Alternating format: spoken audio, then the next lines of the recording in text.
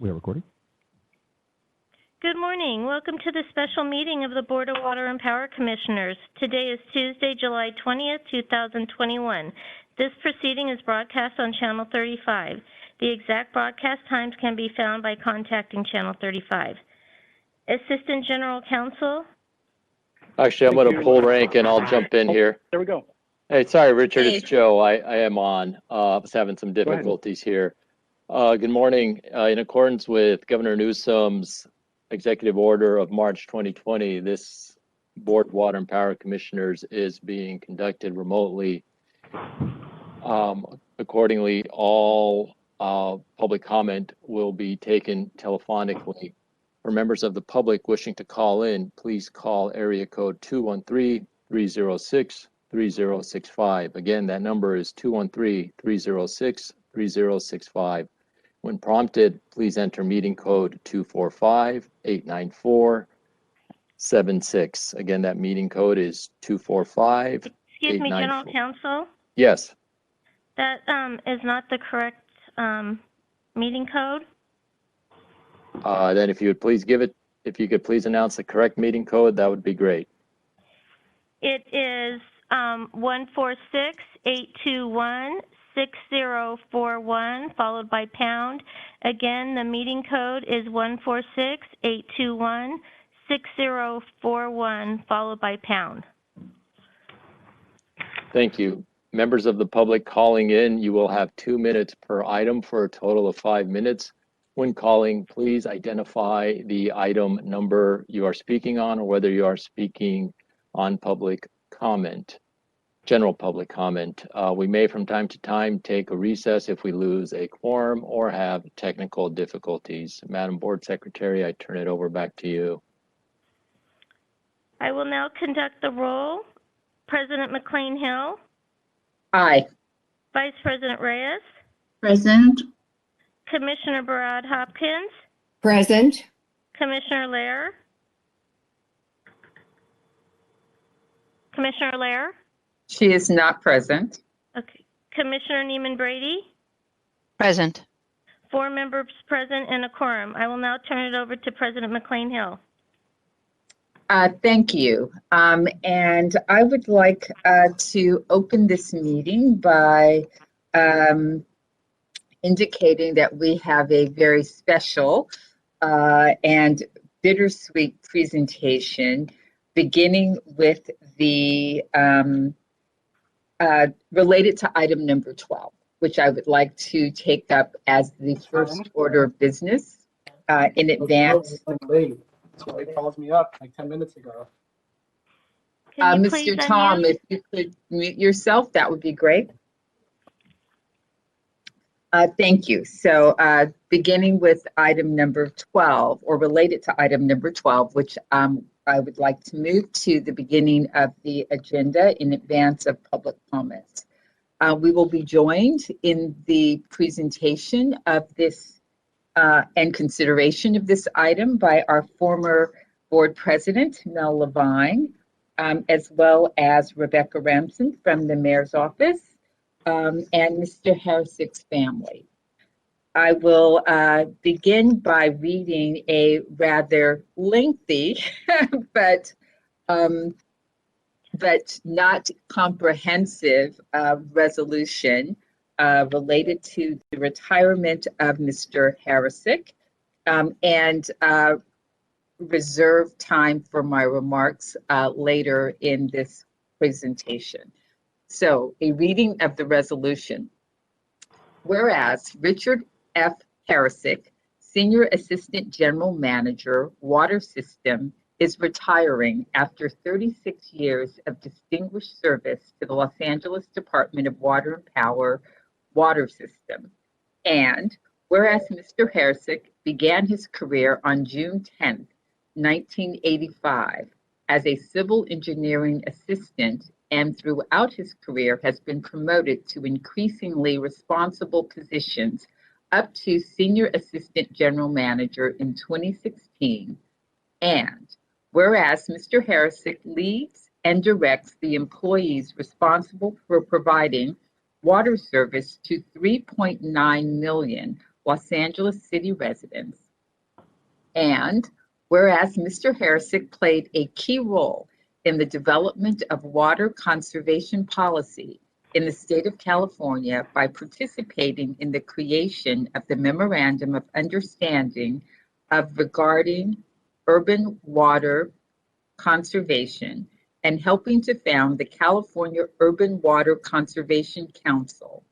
And whereas Mr. Harrison supervised the creation and evaluation of landmark LADWP demand-side management programs, including the Home Water Survey Program, the world's largest ultra-low flush toilet rebate program, Drought Busters Technical Assistance Program, and the Landscape Water Management Handbook.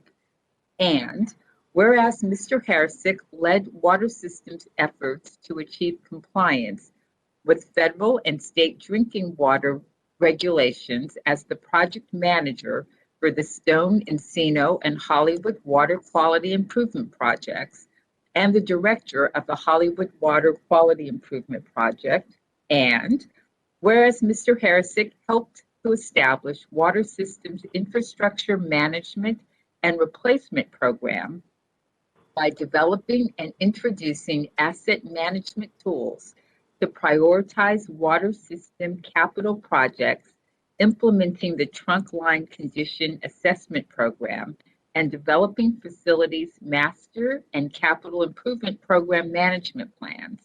And whereas Mr. Harrison led water systems efforts to conserve water and protect the environment in the Owens Valley, as the director of the Owens Lake Dust Mitigation Program, he managed and directed staff engaged in research, planning, design, construction, and operations of multiple air quality regulatory compliance projects on an unprecedented scale, and represented LADWP in 2006 and 2010 settlement negotiations with Great Basin United Air Pollution Control District. And whereas Mr. Harrison demonstrated flexibility and creativity while helping to lead the response to the 1994 Northridge earthquake, and has been instrumental in developing emergency management and response tools in the water system, including overseeing the growth and development of the Water Emergency Command Center. And whereas Mr. Harrison led the development of the Tom LaBonge Aqueduct Centennial Gardens, which uses interpretive elements, plant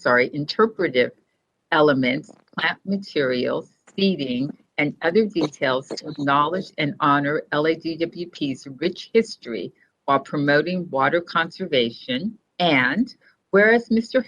Harrison has advanced efforts for long-term cleanup of the San Fernando groundwater basin in order to ensure a reliable local water supply.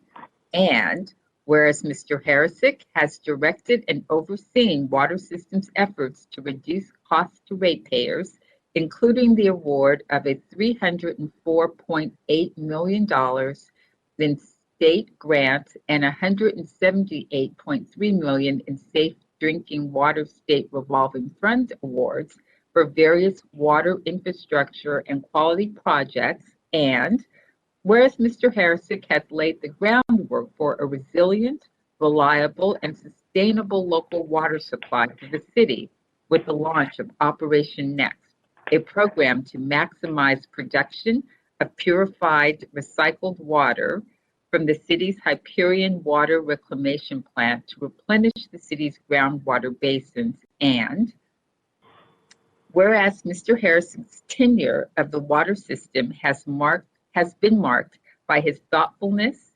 practical, common sense approach, and relentless pursuit of improvements. And whereas Mr. Harrison's most enduring impact will be on his LADWP family, who have all been blessed with his sense of humor, honesty, loyalty, trustworthiness, and deep commitment to service. And whereas Mr. Martin L. Adams, General Manager and Chief Engineer of LADWP, continues to hold out hope that Mia Lupitas and its great deluxe burrito will resurface so he and Mr. Harrison can make more indelible memories together.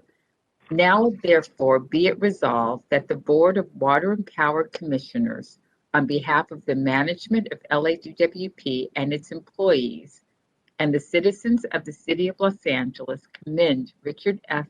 Harrison for a career distinguished by his dedication and expertise, and expresses its sincere appreciation of 36 years of service. Be it further resolved that the board extends every best wish to Mr. Harrison for a prosperous, long, enjoyable, and well-deserved retirement. Be it further resolved that the secretary be instructed to place this resolution in the minutes of this board as a permanent record, and that an engrossed copy of this resolution be presented to Mr. Richard F. Harrison in recognition of his unwavering dedication to public service in the city. I certify that the foregoing is a full, true, and correct copy of the resolution adopted by the Board of Water and Power Commissioners. It will be signed by our acting board secretary, assuming its adoption of this board, which I would like to move at this time and accept a second. We will then proceed to discussion of the resolution. Is there a second? I second. Thank you so very much. And in a slight breach of protocol, rather than moving to the Board of Commissioners currently seated, I'd like to first open the floor to former Commissioner and Board President Mel Levine for remarks related to the current motion. Mr. Levine. Well, thank you very, very much, Madam President. I really enjoyed listening to that resolution. I'm particularly intrigued about one of the last parts of it. I'd like to know about this concoction that President General Manager Adams and Assistant General Manager Harrison plan to create. It sounds culinarily suspect. This also, it's fun and a pleasure for me to even remotely see my old colleagues here. I'm not going to delineate one by one, but I have such warm memories of all of you, and it's just it's fun and reassuring to see the board in action. In thinking about Rich, and I was flattered to be asked to participate in this event. By the way, I speak in favor of passage of the resolution. One of the first things that leapt to my mind, and I think something that all of my former colleagues would share, is the best thing about DWP is its people. It didn't take me very long to learn that working at DWP for our superb staff is more than a job. It's a calling, it's a passion, especially for our best people. I found that there was something about DWP which inspires, the best I can frame it is a sort of idealism, a passion combined with the nuts and bolts expertise in water or power.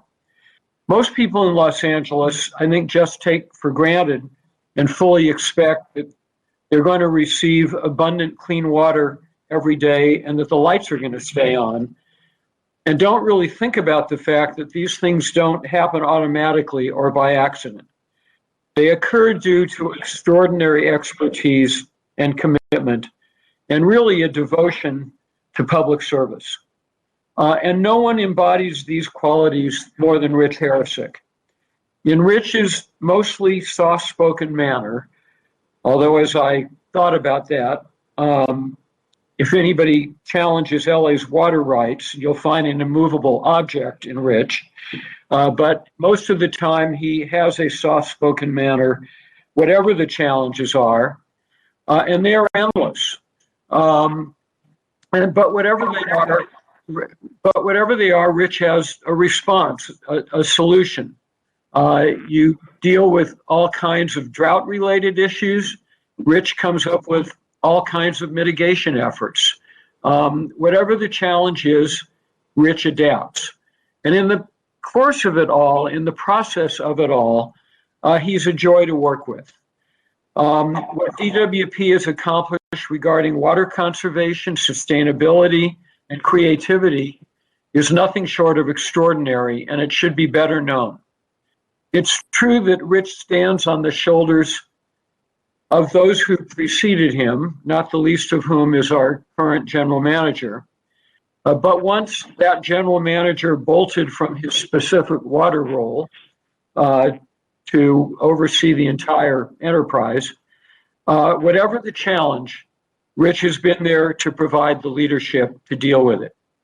In addition to his knowledge and creativity and sustainability, he's led countless efforts to upgrade numerous elements of our water system, some of which were mentioned in the resolution, and to fend off repeated challenges from our friends in other parts of the state. I've been in the trenches with Rich on a number of these challenges, in particular those involving Great Basin. And whatever the challenges are, Rich always appears calm, he's thoroughly knowledgeable, and he's a fierce champion of LA and LADWP. If you have to be in a foxhole with someone in a battle, you would want it to be Rich. He's battle tested, he's strategic, he's practical, and he's incredibly effective. He will leave an incredible, indelible impact at DWP. He will be badly missed. I'm very proud to call him my friend. I wish him well, and I thank him and compliment him for all that he's done, both for the department and for the city of Los Angeles and the state of California. Thank you, sir. Next, we will invite Rebecca Rasmussen, who is the Director of Energy, Water, and Waste Infrastructure for the Mayor's Office. And she has remarks to contribute from the Mayor of Los Angeles. Rebecca, are you there? Yes, I'm here. Hi. So Rich, I've had just a shorter opportunity to work with you more directly over the last few months, but I'm very, very grateful for the time because I've heard a lot of working with you from my predecessors, Liz Crossan and Ted Bardicke. And I just want to say, Rich, your work is inspiring.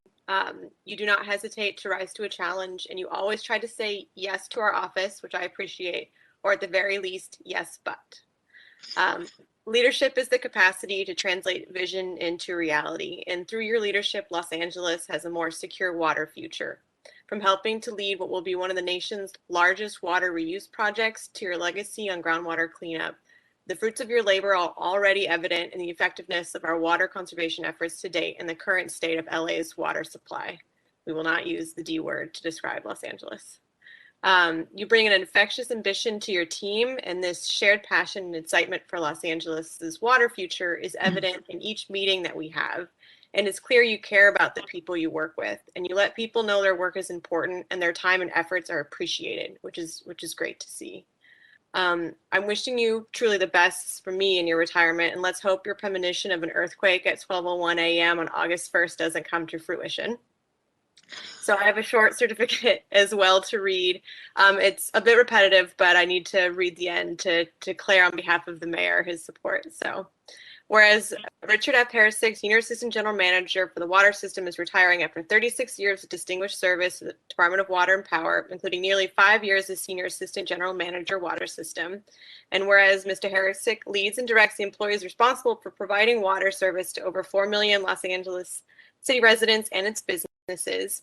And whereas Mr. Harrisik has played a key role in the development of water conservation policy in the state of California and its landmark demand-side management programs. And whereas Mr. Harrisik as director of the Owens Lake Dust Mitigation Program, pioneered the water system's effort to protect the environment and conserve water in the Owens Valley by developing the dust mitigation programs from the groundwater up. And whereas Mr. Harisick has been instrumental in developing emergency management and response tools to the water system, including overseeing the growth and development of the Water Emergency Command Center. And whereas Mr. Harisick led the development of the Tom LaBonge Aqueduct Centennial Gardens, which is unique design that honors LA's rich history with promoting water conservation. And whereas Mr. Harisick has advanced efforts for the long-time cleanup of the San Fernando groundwater basin in order to ensure reliable local water supply. And whereas Mr. Harisick has laid the groundwork for a resilient, reliable, and sustainable local water supply for the city with the launch of Operation Next, a program to maximize production of purified, recycled water from the city's Hyperion plant and replenish our city's groundwater basins.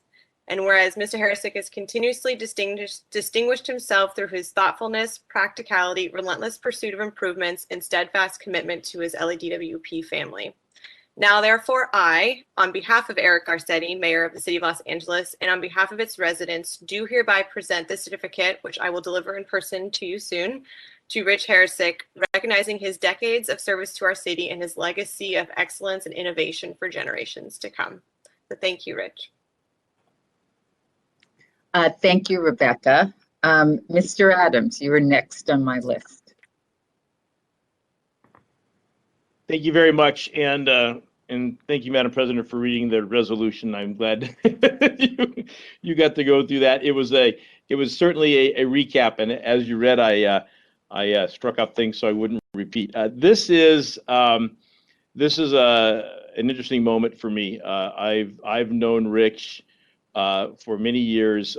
Didn't really know much of him other than his occasional passing for the first half of his career, but then in 2003. Became my assistant in water operations, and I think we've been pretty inseparable ever since.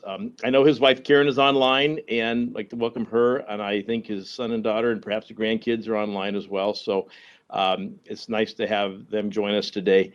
I don't want to repeat what people have said about Rich, except to point out a few things that maybe people don't realize, because Rich is generally understated about himself and his accomplishments, mostly because, as Mel mentioned, Rich really lets other people shine and take the credit for things. But truly, in the city, Rich was the father of our water conservation efforts. And so the things that we have and the things we've accomplished really occurred when Rich was in the planning section, and the city had to make some serious strides in water conservation really before anybody else was doing it. And so Rich really was the lead on that. He went from being a structural engineer to becoming the toilet king, and he was led the replacement and the change that echoed throughout all of California in terms of toilets. I'll never forget the ceremony downstairs in the cafeteria when we celebrated the millionth toilet being replaced, and it was some crazy leopard print porcelain monstrosity. I don't know where it ended up, but I remember it very vividly. But Rich got things done, and he also knew how to celebrate when they were completed.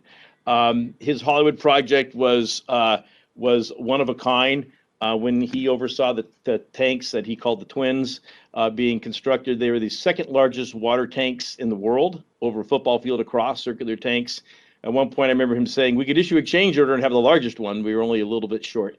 But he oversaw construction of a scale that we've never seen. And then his penchant for spending money carried over to Owens Lake, where he probably has spent more money than any person ever in the history of the water system. I thought about, even if you did present value of the aqueduct, I think he outspent everybody. And so no project was ever too big or too big a challenge for Rich, and he oversaw that. And it's kind of a running joke with him today when he looks at scale, because Owens Lake was such a huge undertaking, and he had to battle his way constantly through that for years, only to have, when he started that in 1998, only to have it resurface in his lap again when he came back to take over Water Operations Division. But he's brought so much to the department. His trunk line condition assessment program, he must have been ahead of his time, because I remember he brought that and we all thought he was crazy. And so I have so many fond memories of the things, working together, the things he's done and things he's accomplished. When he took over the water system, I think we saw some really extraordinary things. First, Rich took on the charge of innovation. He really, we'd started an innovation program. He asked a lot of real critical questions. then really took it to heart and really paved the way for the water system to have an expanded innovation program that actually then came on and influenced the Metropolitan Water District and a number of other water agencies, and really put LA in the forefront under his leadership and the people that he put in place to make sure that we're always looking at the best and brightest ways to tackle the challenges of the future. He also brought us Operation Next, which is really looking back at trying to meet the mayor's objectives of local water supply and partnering in a whole new way with LA Sanitation to develop local water resources. For the last slightly over 4.5 years, Rich has led the water system and done a spectacular job. He's been, really paving the way for new managers, for younger folks coming in. He has done more training and development and mentoring and just systematic expanding everyone's knowledge and capability in the water system than I've ever seen in any of the previous general manager or assistant general managers. He really took it to heart to develop his people and to give them exposure and experience and to let them shine. And I think that, and of all the legacies that Rich has, the impact on the future of the water system is probably the most important, because he set the system up for success. And he's got, generations of folks coming up through the ranks who are all very capable, all very knowledgeable, and all very much on purpose because of the actions that he's taken and because of the investment that he put into his folks. I will make one comment. I had nothing to do with the comment about the Mi Lupitas in the board resolution, but although Rich and I went to rival high schools, we probably were at that restaurant at the same time before we knew each other, but it turned out that we had the same favorite restaurant. And after 25 years of going there, when it closed its doors, we went through a period of about 5 years of severe mourning. So looking for a supposed reopening that never occurred. But so we have a great work history, a personal history, and I will miss Rich very much. He's been a tremendous support to me in what I do. And I know that a few comments about things we want to get done and let him go, and he does a spectacular job. So Rich, congratulations on your retirement. You hit 36 years just, I guess, early last month. It's so well deserved. I know you've got great plans for your family and to be with your family, even though they're spread out a couple different places in the country now. I appreciate when you stayed on. I know at one point you're thinking maybe you might do something different, and then I said, well, you need to head the water system up, and you took on that challenge and you took it on for over 4.5 years and have done a really tremendous job at making us shine. And it's evidenced by the recognition and the awards that the water system's received under your leadership. So congratulations. Thank you for your friendship. Thank you for everything you've done for the department and for helping also make such a smooth transition for the future, so that you can step out in great confidence that the work that you've done will continue to last to the next generation. So congratulations.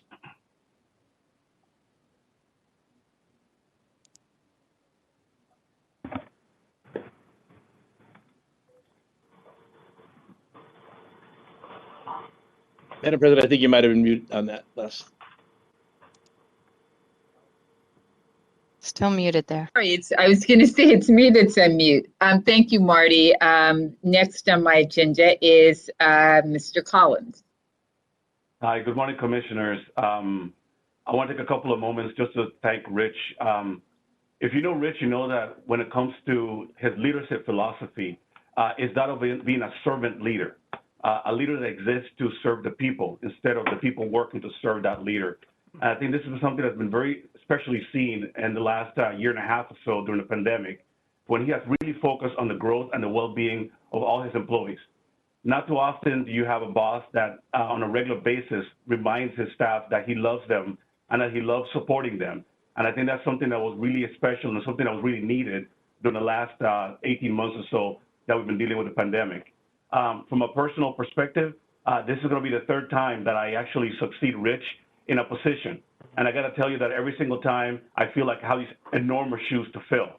But because of his generosity, not just with his time, but also sharing his wisdom, I do believe that I'm ready to lead this tremendous responsibility and to be the next leader of the water system and the steward of the system.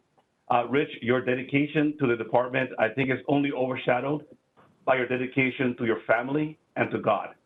I wish you and your wife, Karen, nothing but the best, a long, healthy retirement next to your kids and your grandkids, which I think now you're going to be grandpa full time, and I'm sure you're loving that. So it gives me a lot of pleasure to finally be able to say now that on behalf of the men and women of the water system, I want to congratulate you on your retirement. I want to wish you nothing but the best, and thank you for 36 years of service and for your leadership as the head of the water system. Thank you, Rich. Thank you, sir. I would now like to open the floor for remarks by commissioners. I see Commissioner NEEMAN Brady's hand go up, so we'll start there. Yeah, thank you. It's hard to follow everybody with such great and meaningful remarks. Clearly, as anyone can tell from the comments today, that Rich has touched a lot of lives in his 36 plus years here at LADWP. And no doubt you've been impressed by his work and his knowledge, but I suspect that what brought many of you to make comments at this farewell board meeting is that you like him too. And what's not to like? Actually, you know, when I started thinking about his traits, it got quite lengthy.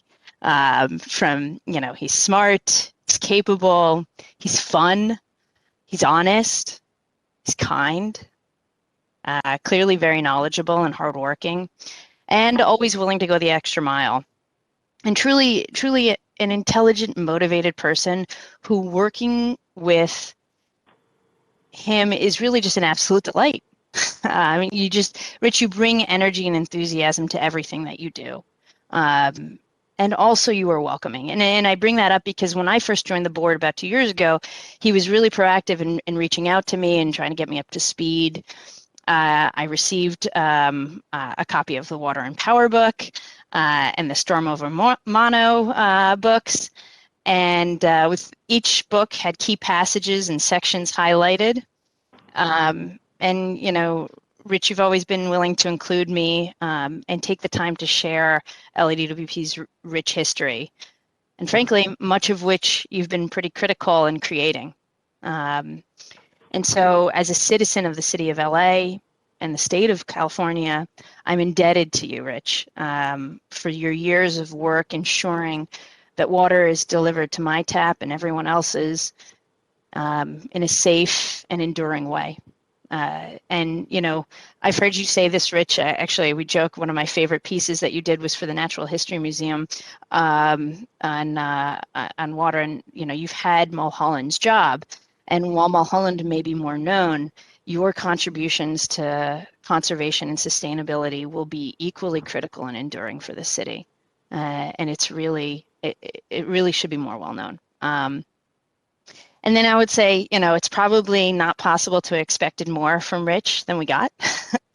Well, maybe to stay a little longer, but I won't go there. And he definitely exceeded my expectations at every level.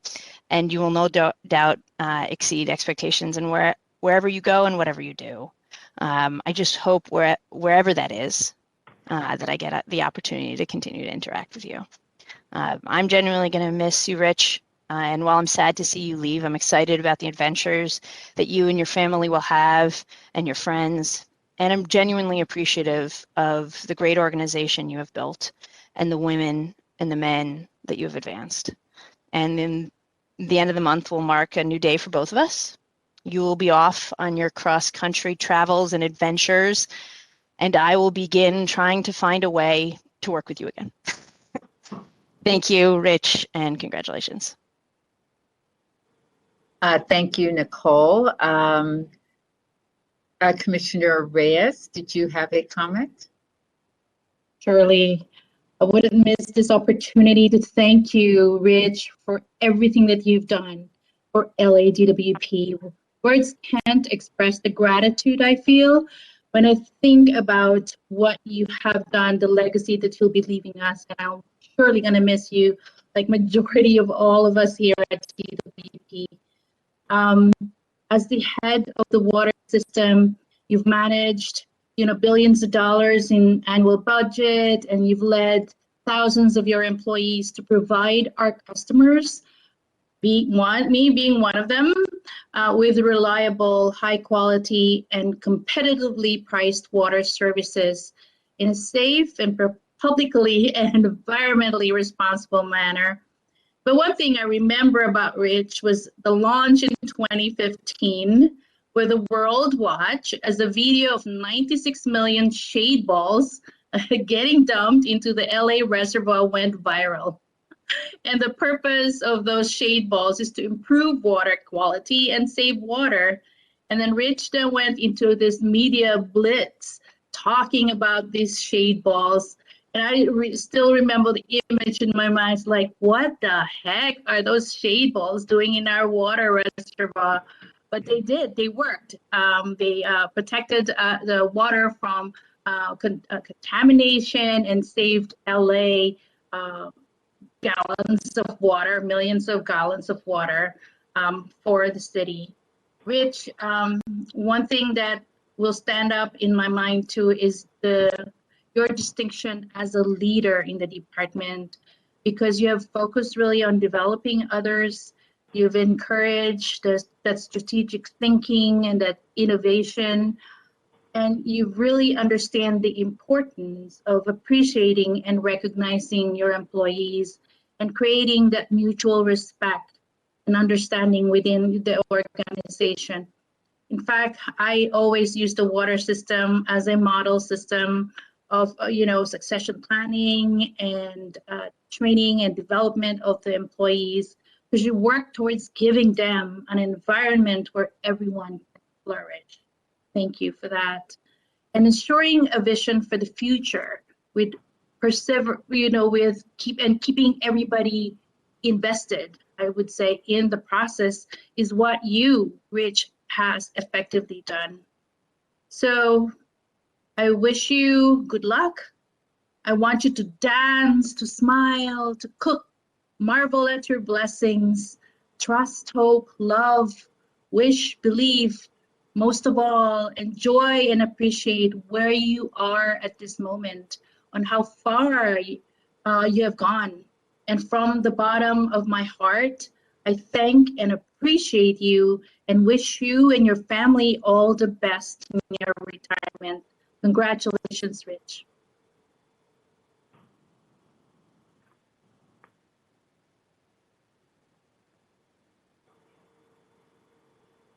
Please unmute. I'm sorry, President- Commissioner Berard Hopkins, did you have a comment? Thank you. I haven't been at DWP 36 years, but for the time that I have served on the board, Rich is really a bright spot, because whenever I would see anything in the paper, I'd say, oh, I have to ask Rich about this. And sure enough, he would have some kind of a response about it. And I just think that he's really, he's not your typical bureaucrat. I say that in quotes. No offense to those bureaucrats listening, but he's just, he's a real person. And I never hesitated to ask him, what is this all about? How do we answer this? Because he really knew what the response was, and he could go to the depths of the article or the situation. And I'm going to miss Rich. I'm going to miss his reports at the commission meetings, because for someone like me who was a theater major, who had no background in water or power, that Rich really spelled things out in a way that we could understand, that the average person could understand. And I'm going to miss him, but I wish him well and congratulate him on his service. And I know that he's going to be happy and he can sleep late. And I really congratulate him on all that he's done for the department. Thank you. Thank you, Commissioner. I saw that we were joined by Commissioner Lair. I can't see you on my screen. Yes, I've been, can you see me? I Yes. can now. Yes, ma'am. All I could say is I only joined a few months ago, and now I'm really feeling sorry for myself for not having had the opportunity to interact with you for all these years. So I do congratulations on your retirement and all the amazing work. There should be probably a book. I didn't even realize that all the efforts associated with DWP's sort of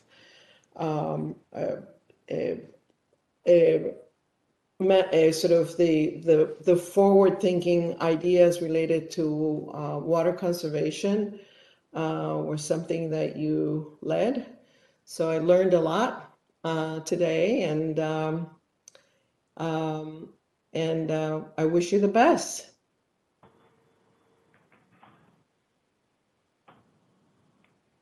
Thank you.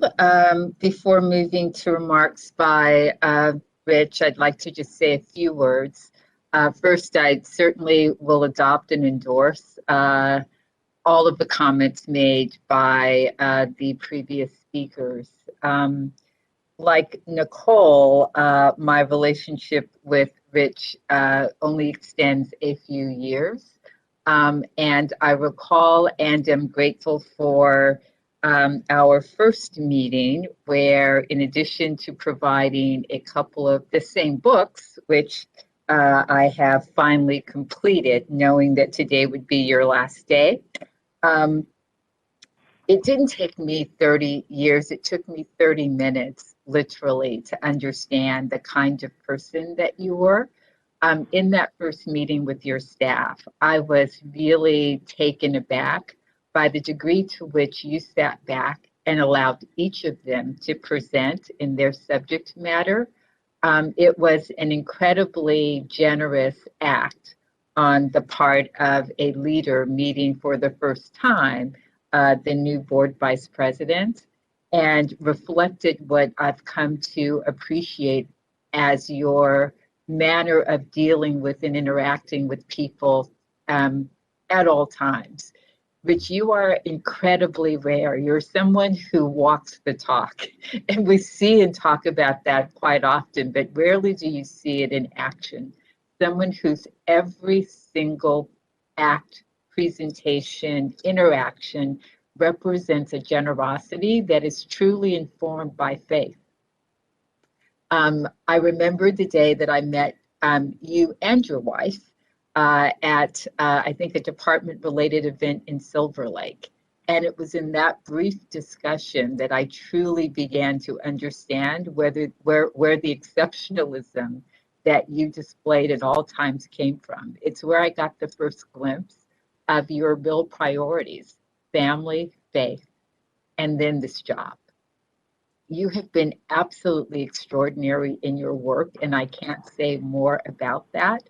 I'm incredibly excited to be here to witness Operation Next in its infancy, and like others, share in an appreciation for your sophistication in the history, or your significance in the history of this department, and leadership in terms of conservation and resiliency moving forward. But mostly, I am just sincerely appreciative and blessed by your example. I really look forward to hearing about your post-retirement activities. I know that they will be centered deeply around time with your family, and I just can't be mad about that. And having experienced the joy of my first grandchild, I know that you will be incredibly blessed by the time that you get to spend with yours, both here and in Tennessee.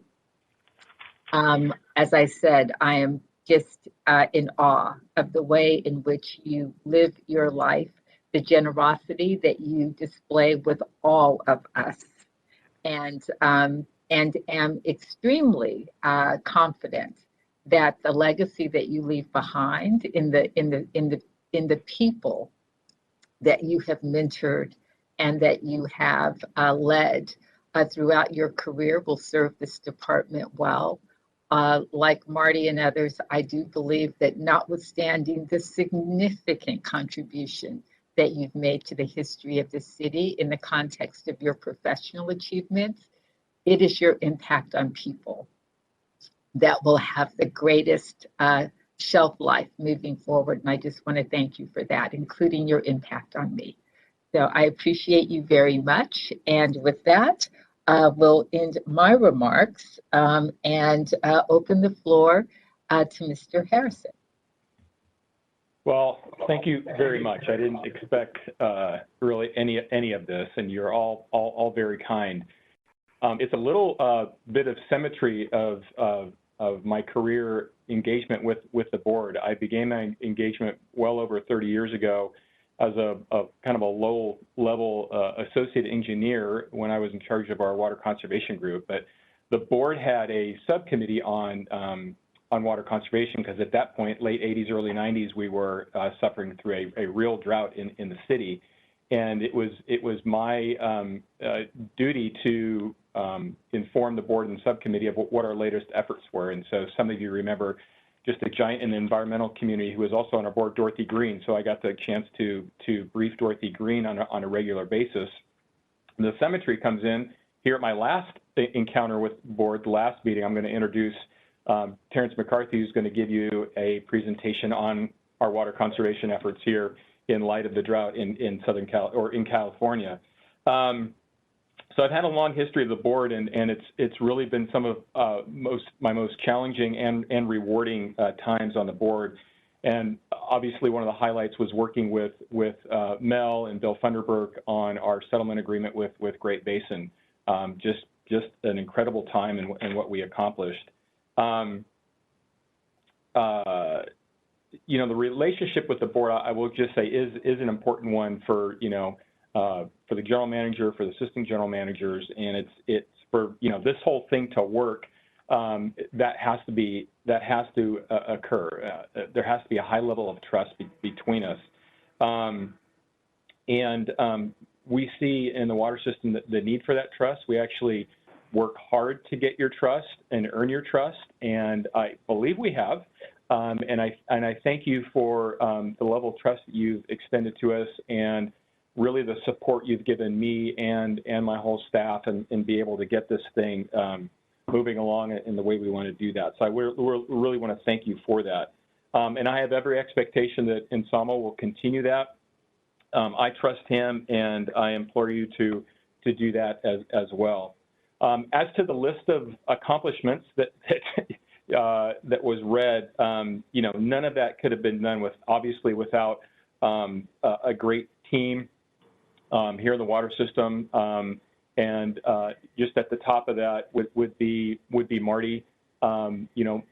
Very few of us get to have a boss as long as we've had, and Marty's been my boss, I don't know, somewhere 15 years or so, and it's just been a privilege. He's smart, he's funny.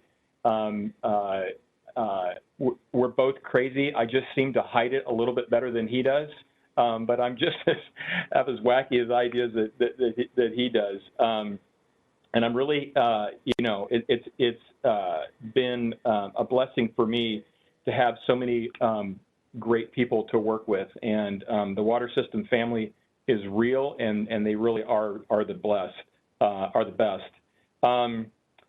Being over the head of the water system for the city of Los Angeles is really the pinnacle of if you're in the water world and the retail water world, it is the top job, and it's just been a privilege to do that. It's a privilege, especially in the city of Los Angeles, for a variety of reasons. But one of them is to lead the people of this organization in the water system. So they're who are the ones that I'm going to miss the most out of this whole job. I also publicly want to thank my wife and my family. Most of the positions I've had in water and power have been demanding, and it's taken a toll on them as well, my time, and so I really thank them and thank Karen for that. As to the Green Deluxe Burrito from Mi Lupitas, just so you know the awesomeness that was Mi Lupitas. So imagine the best bean burrito with just braised carnitas and with beans in there that were just magical, a hot sauce that was everything that you can imagine, and then on top of that you put a chili relleno inside of that burrito, and that was the Green Deluxe Burrito. And Marty and I, we both grew up in Glendale. We went to rival high schools, and I've been going there since the late 70s, and I think Marty has as well. I used to go study for my college exams in there on lunch breaks and things like that. And so we've been together either within the same town or this company for most of our lives. So I just want to again thank Marty for the opportunity and the trust that he had in me. And then just on this.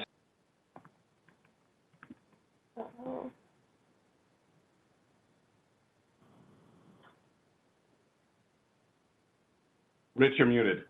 Rich, you somehow muted yourself. Oh, I somehow unmuted. So I was just saying, again, thanks to Marty for the opportunity, and thanks to this board for the support and the opportunity you gave to lead this organization, and for the city of Los Angeles, which is obviously one of the greatest world-class cities in the world, and just the opportunity to provide a resource that is vital to human life and to this city has been a privilege, and it's even more of a privilege to serve alongside of you and everyone else. So thank you again. Thank you. We have the resolution honoring Mr. Harisick has been read. It has been moved and it has been seconded. Would you please, Madam Secretary, take the roll? President McCLAIN-HILL. Aye. Vice President Reyes. Aye. Commissioner Barad Hopkins. Aye. Commissioner Lair. Aye. Commissioner NEEMAN Brady. Aye. 5 ayes. It is passed. Thank you so much. Yes, we have yay. I cannot wait until we have the opportunity to assemble in public together, not remotely, and want to take this moment to invite Rich and his family to come back to the department this fall for a proper public send-off where others can in person provide their well wishes. So with that, we will move to our election of officers, which is the next item on the agenda. And we will begin with a request for nomination of board president. I nominate Cynthia McCLAIN-HILL for board president. Second. Would you please take the roll? President McCLAIN-HILL. Aye. Vice President Reyes. Aye. Commissioner Barad Hopkins. Aye. Commissioner Lair. Aye. Commissioner NEEMAN Brady. Aye. 5 ayes. Thank you. And we have requests from commissioners for nomination of vice president. If you will allow, I would like to have the honor of nominating Commissioner Reyes to continue her service as vice president of this commission. I second. President McCLAIN-HILL. Aye. Vice President Reyes. Aye. Commissioner Barad Hopkins. Aye. Commissioner Lair. Aye. Commissioner NEEMAN Brady. Aye. 5 ayes. It's passed. Thank you. We'll move now to general public comment. Board Secretary, are there any people waiting to speak? Yes, there is. Good morning, callers. Please state your full name and the agenda item you will be speaking on. Please be mindful that you will have 2 minutes for comment. The first caller, area code 213, last 2 digits 79.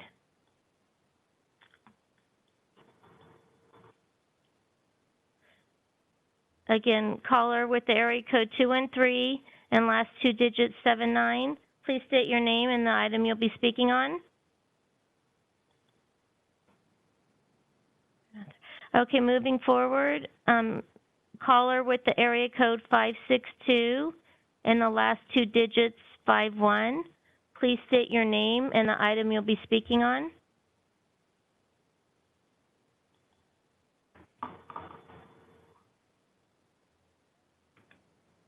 Caller with the area code 562, last 2 digits 51. If you are there, please speak your name and the item you'll be speaking on. Moving on, caller with the area code 626, last 2 digits 13. Please state your name and the item you'll be speaking on.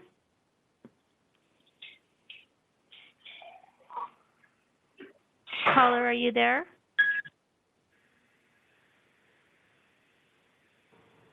Area code 626, last 2 digits 13. Moving on, the next caller, Wendy Elgin, are you there? Yes, I'm here. Good morning. Can you please state the item you'll be speaking on? I don't have a copy of the agenda, but it's about the tree trimmers in the valley. Okay, please go ahead. Okay. On July 12th, the DWP tree contractors, Tree Service Kings, were knocking on neighbors' doors asking to trim trees near the power lines. They never actually came to my door or left a notice, as my security camera can confirm this. My direct backyard neighbor went to them and asked if they could trim my tree in my backyard. It's important to note that the tree in question did not have any limbs or branches hanging on the neighbor's property line. It was 100% mine. This neighbor hates all trees surrounding him because of the flowers and petals that fall into his pool. The crew noted that there was a DNC, which means do not cut, on my property, but entered onto my property anyway through my neighbor's backyard and proceeded to cut my tree without my knowledge or permission. At the direction of my neighbor, they proceeded to cut more, cutting not only 18 inches growth near the power lines, but also branches and limbs that were nowhere near power lines, some of them being 6 feet below. They cut limbs that were an average 6 to 8 feet. They hauled the limbs through my other neighbor's backyard because my gate was locked. They damaged my fence. They entered onto my property, moving my outdoor furniture. This is not only trespassing, but unlawful entry. They cut 90% of my tree without my knowledge, permission, or consent. This violates California Civil Code 3446733. It will take over 2 years for my tree to grow back. The cost of replacing my tree at its full value is $10,000. They removed all of the shade that provides my backyard, and it's the hottest time of the year. My power and water consumption has increased. Aren't these the 2 areas DWP asked us to conserve? Within 1 week of damage to my tree, my backyard lawn has died, and my air conditioning is running nonstop. Who is compensating me for this? I'm still in shock and just overall the incompetence, unprofessionals, and just lack of common sense by Tree Service King and the overall stress, anger, and anguish they have caused. And that's not including the trespassing, unlawful entry, and significant damage to my property. This all could have easily been avoided by scheduling an appointment with the actual property owner or confirming permission to cut the tree by the property owner so that we could be home at that time. But to remove and damage my property at the direction of another neighbor is wrong. And it would be no different had the neighbor asked the City of LA contractor to climb over the fence and paint my house a different color because he didn't like the color of my house. My understanding is Tree Service Kings had the lowest bid, which is why they're the Valley's main contract for DWP. I think property owners deserve more than just the lowest bid. Please reconsider your relationship with Tree Service King. Thank you.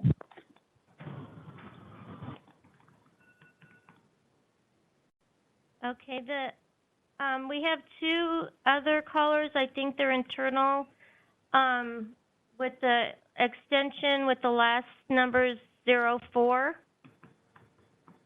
Caller, are you there? And then Next one, last two digits, 13. Yeah, okay. Then one more time, we're going to just wrap around to the back, or go back around to these last two. Caller with the area code 213 with the last two digits 79. If you are there, please state your name and the item you'll be speaking on.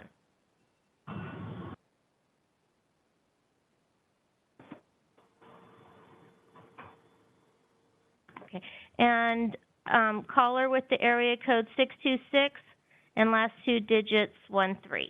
Are you there?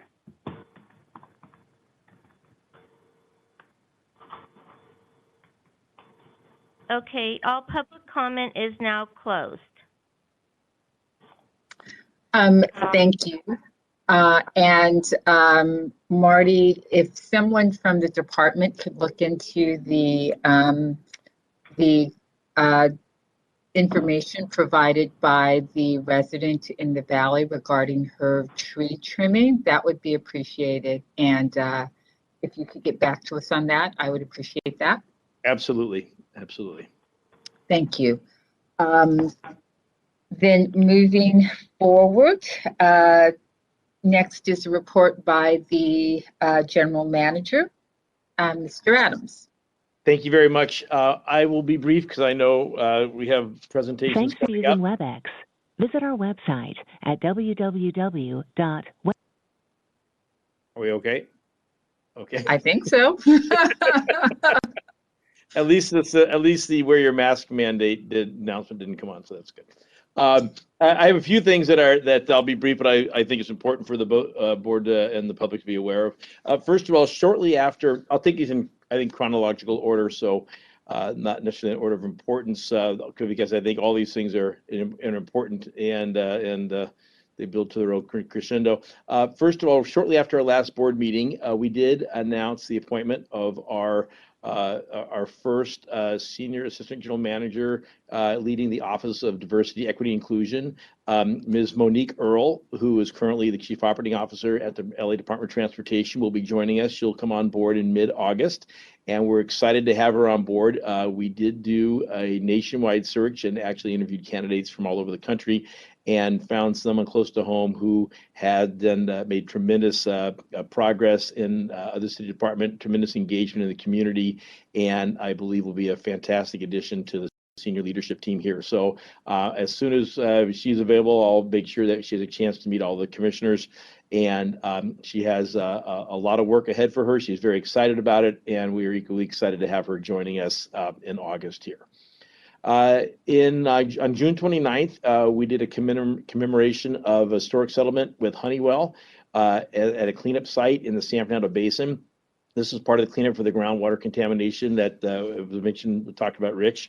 Honeywell and Lockheed Martin are two of the companies who actually joined with us as partners as opposed to adversaries in helping to fund the groundwater remediation that'll bring us back the capacity to use all the San Fernando Valley groundwater basin for groundwater storage, stormwater collection, and really become a much bigger part of the water supply for the city of LA in the future. So we had Councilman Krikorian, Senior Attorney Mike Fuhrer, representatives from Honeywell, and our own staff were there to celebrate a huge commitment from Honeywell, which will be a great benefit to the city of Los Angeles and the residents in terms of our drinking water.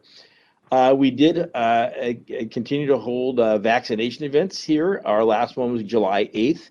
Again, this is an event it was sponsored in cooperation with IBW Local 18, who brought the event to us along with St. John's Well Child and Family Center. And so St. John's does the vaccinations. We had 112 vaccinations for both employees and family members, including their children. We have another one coming up on July 29th. And so we're trying to set up a center here to make it easy for our own employees and their families to get a vaccine, as well as other city employees to make sure that we have access to help try to get as many people vaccinated as conveniently as possible. Last Wednesday, we had the majority of the commission, as well as Commissioner SUSANA REYES, who spoke with me, celebrated the renaming of the Headworks Reservoir as the Tom LaBonge Headworks Water Complex. This was done in recognition of former Councilmember Tom LaBonge, who, as we recall, recently passed away, and really a recognition of a site and a project that he was very engaged with the creation of, and a project that literally was born in his office. And so I appreciate the board members being present to help us celebrate. We had a great turnout, and the mayor spoke, and it was a great honor, for Tom and his family. And I think it's an honor for us as a department to have a facility named after someone who was a tremendous city leader, and certainly someone who was so fond of the Department of Water and Power and supportive of all our employees. Also last Friday, Rick Harisick and I took Mayor Garcetti and a team up to the Owens Valley. It had been a number of years since he'd had a chance to visit up there. We'd planned this right before COVID, and so we finally had a chance to head north. He did see a number of sites, including seismic retrofit at our Haywee Dam by building a new dam, first new dam in, I think, 30 plus years that we've undertaken. And he reminded him that he would like to look at all the things that we've done for seismic improvements, because he took a very serious look at seismic issues in the city of LA and resiliency. So we're going to bring a report back on some of the things that we've done. We also met with the tribal chairman, the Fort Independence Paiute tribe, as well as other members. We had a meeting in Bishop with members from the power system that are working on a training center there, as well as folks who are owners and lessees of businesses who are getting, we're selling department property to help them in their endeavors in the economic development. And then also a trip to Mono County to see Rush Creek and the work there. So it was a very good trip with the mayor. And immediately following that was a trip Friday afternoon and Saturday to visit the Navajo Nation. And so our president is, CYNTHIA McCLAIN-HILL led the department delegation along with myself, Rachel Kerr, Brian Wilbur, and Nancy Setley, and other staff members, alongside council members Mitch O'Farrell and Paul Krikorian, working with President Nez and other tribal leaders of the Navajo Nation in what was the city's first official visit with the Navajo Nation leadership, and looking at projects for the future and projects that we believe will help us get to our renewable energy goals. And so we were very, very happy to be there. It was a great time, a Saturday to spend together and to talk about shared goals and mission, and certainly appreciate the work that everybody put into that, including the power system staff who worked so diligently on these projects. And then lastly, we have a brief video. You've heard about human external cargo. This is the lifting in a basket of our employees to the top of a transmission tower. The idea being that it's safer to get there by helicopter than it is to actually climb the tower. And so as either last week or the week before, President McCLAIN-HILL had an opportunity to see the world the way our power crews are learning to see the world. And so we have a short video of a trip that she took, being her own human external cargo under one of our department helicopters. So I'll close with this video. Go ahead, Rick.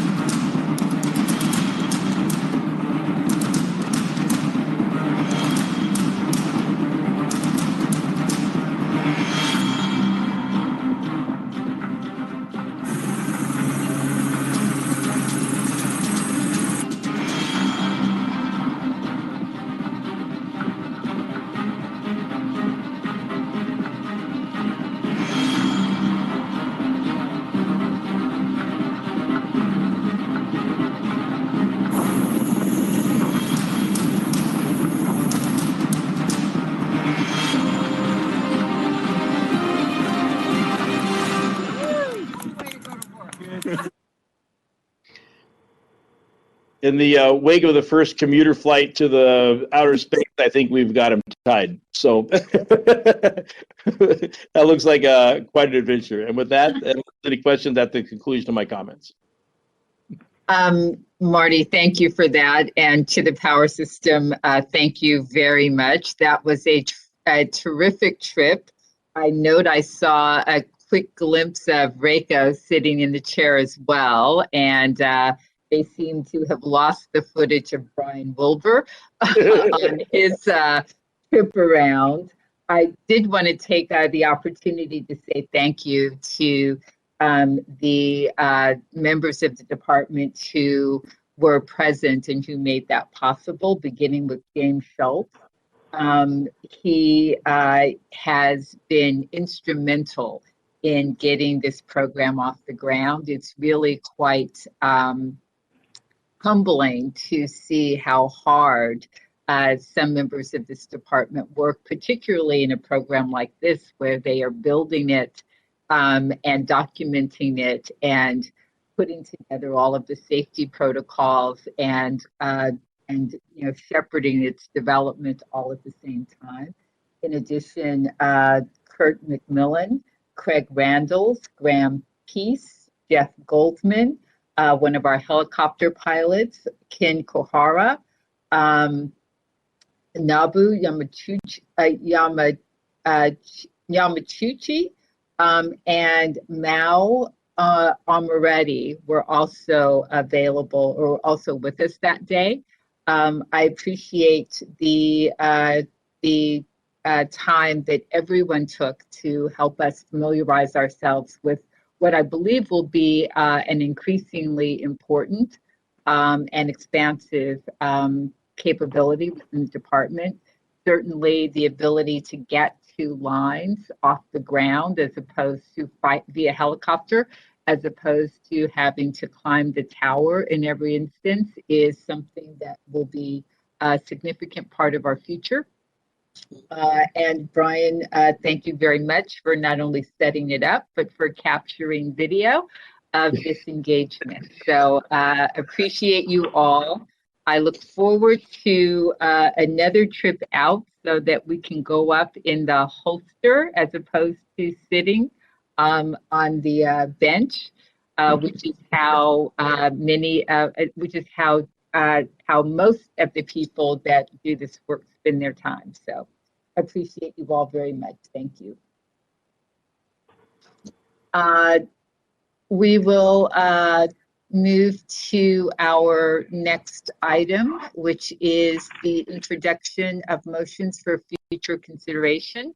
I'm not aware of any motions at this time, so we will move on to comments from the ratepayer advocate on agendized items. Dr. Pickle, do you have comments at this time, or would you like to defer them? I have a couple brief comments. One, I will likely comment on at least one of the presentations in item 9, and on other items if questions arise by the board members. There's one particular item, item 24, on a project related to the advanced water purification project approved in the MOU approved in the June 22nd meeting. And the question is, are these costs part of the shared costs, or are they DWP costs in support of this project? And we'd like the record of the board secretary minutes to reflect the answer, whether it's one way or the other. Thank you. We're worried about future confusion on these sorts of costs. Okay, thank you for that. And we will pull 24 special so that we can engage in that discussion at that time. Then we will move to item number 8. We have already approved items 12. Oh, and I think item 20, yes. Discussion with Neighborhood Council. Oh, I'm sorry. Is there a discussion with Neighborhood Council item? No community impact statements or formal positions were filed by any neighborhood councils on the items on today's agenda. Thank you so much. I had played that out in my head, which is, I literally called the item and heard you make that statement sort of in the back of my mind, which is how I got to item 8. But now moving on to item 8, we have acted on item 12.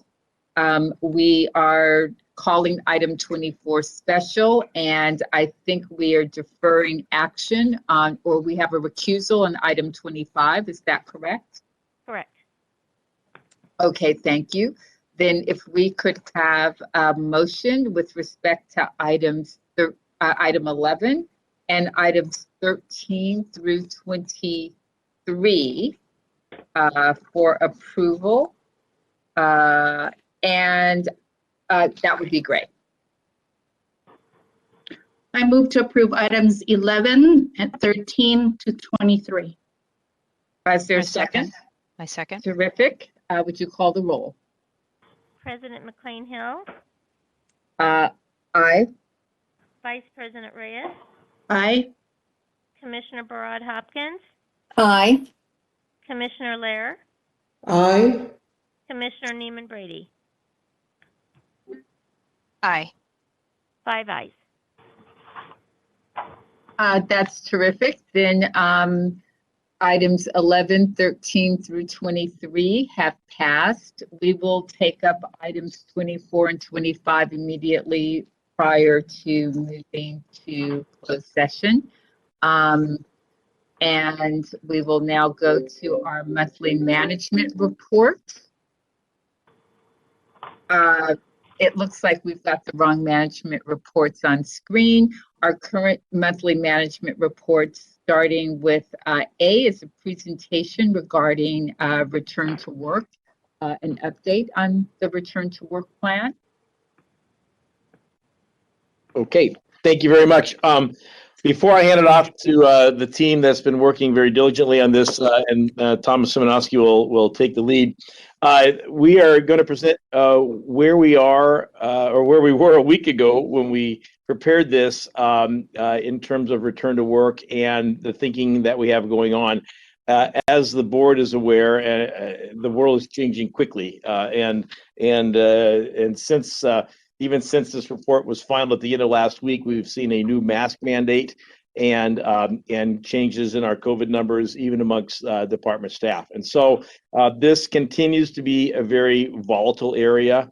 We continue to stay on top of what's going on. The task force meets twice a week still. Again, we continue to test and offer vaccines to our employees, but we're in a very fluid situation. So the report reflects what we know and believe and are hoping to head toward.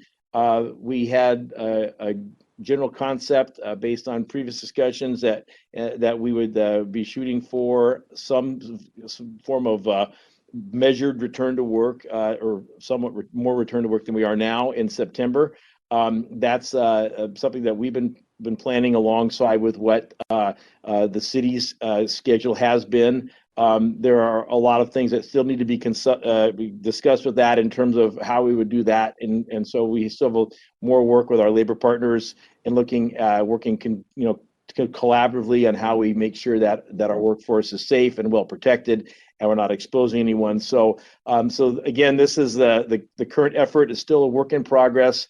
I don't know what city plans may change or school plans may change depending on what happens with the Delta variant and the increase in cases. So this is everything we know to date. And as I say, with the caveat that we're in a changing world, and I think we're doing a very good job of staying on top of what's changing, but we can't control those changes at the same time. So Thomas, I'll turn it over to you to go ahead and begin the presentation. Thank you, Marty. Good morning. Thomas Szymanowski, Director of Human Resources. And as Marty mentioned, this has really been very fluid. We had a presentation done by Shannon Pasquale and Nazir Fazli back in May to the board on return to work. And it's been, almost 2 months here, and we thought we were going to go in a certain direction.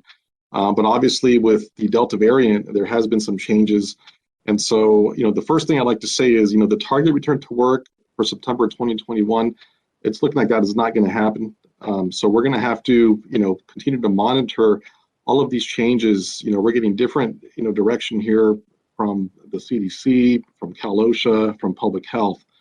On Saturday, they made a change to the, to the requirements for masking. So they reinstituted masks in indoor facilities. So we're going to continue to monitor that and make sure that the workforce is safe. And, when it's more appropriate, then we can go ahead and start bringing more employees back from telecommuting. At the same time, we do have our task force. And just to, remind, who was on that task force, it consists of myself, Shannon Pasquale, our interim CAO, Nazir Fazli, our Chief Safety Officer, Mike Whitting, our Director of Facility Services, Dr. Leslie Israel, our Chief Physician, Deidre Fernandez, our Director of Labor Relations, and Mark Hendon, our Risk Manager of Corporate Health and Safety. Both Nazir and Dr. Israel will join us in a little bit to also cover some of the information that we're providing on for today. But we do also continue to talk to labor to try to work out any issues. We do meet with them consistently. And so, as we talk to them and provide them updates on what is going on, we should have a more robust return to work plan. Next slide, please. So in terms of what is being contemplated and proposed is when we get to the point that it's a little bit safer to return folks back to the work site, we would like to stagger the the return. So having employees come back at different points in time, making sure that not everybody comes back at the same time is very important. And right now, people that are telecommuting, it's at least once or twice a week that they're in the office or in the facilities. At some point, we'd like to increase that to maybe half the time. So we're talking about around 5 days during the pay period, 5 days out of 10 days, to stagger it just to make sure that we have enough spacing and distance, between one another, to ensure that we are in compliance with all of the requirements and so forth. Next slide. And currently, as I mentioned, we have been operating under an emergency telecommute policy. We will continue that at this time. And the city has taken an approach where they are trying to secure a more permanent telecommuting policy. We are not there yet. And so if there is a notion of doing a more permanent policy, then we will definitely engage labor and also do some survey work for our employees. But at this time, we anticipate utilizing our existing resources, which is an emergency telecommuting policy. And in conjunction with that, we have a modified telecommuter agreement, which is for certain situations for individuals that are more predisposed to COVID, age or school closures due to childcare issues. Now, when we talk about return to work, at some point, we will need to, migrate folks to a more regular telecommuting policy that are on the MTA, and that will mean that we will have to, invite our employees that are on medical restrictions to engage in the interactive process. So we will have to notify those employees, and if they have any work restrictions, then we will engage in the IPs and make sure that if there are any issues with work restrictions, that we can try and provide reasonable accommodations for those employees. The customer service call center operates a little bit differently, so they were going to continue on a separate schedule that CSD puts together. Next slide, please. And so at this point, I'm going to turn it over to Nazir to talk about some of the safety issues. Nazir? Thank you, Thomas. Good morning. Nazir Fazli, Chief Safety Officer. Starting with our COVID. Nazir, before you get started, I just have a quick question about what we've seen so far. Just moving back to the 50% return to work as something we're shooting for, 50% in a pay period. Is that still, are you still contemplating having people come back every other day? Or how do you expect to achieve that? I don't understand that. It's really going to be based on operations. If I could, so we, every other day is probably not the most workable schedule. And so What we'll do is set a target for the divisions, and at the same time, as we work toward a potential more long-term telecommute policy, we'll probably the 50% may be an average of employees. Some employees may be in their roles able to telecommute more often and come in less days, and others maybe needed more days. So this is evolving. It was kind of a target. Do we know how many people are telecommuting versus how many people are coming in today? I mean, because this looks a lot like what was presented, 2 months ago. And I know that you've been thinking about, talking about, and examining all of this for many months. And I guess I'm looking for understanding, like, what is our baseline? Because we keep talking about telecommuting, who's here, who's not here, productivity, and all of these things. And so I'm interested in understanding, what is happening right now? Do we have a baseline in terms of how many people are actually, telecommuting on a full-time basis? How many people are already, back to work, say in the field in particular, and how this is, how the status, what is currently occurring is operating?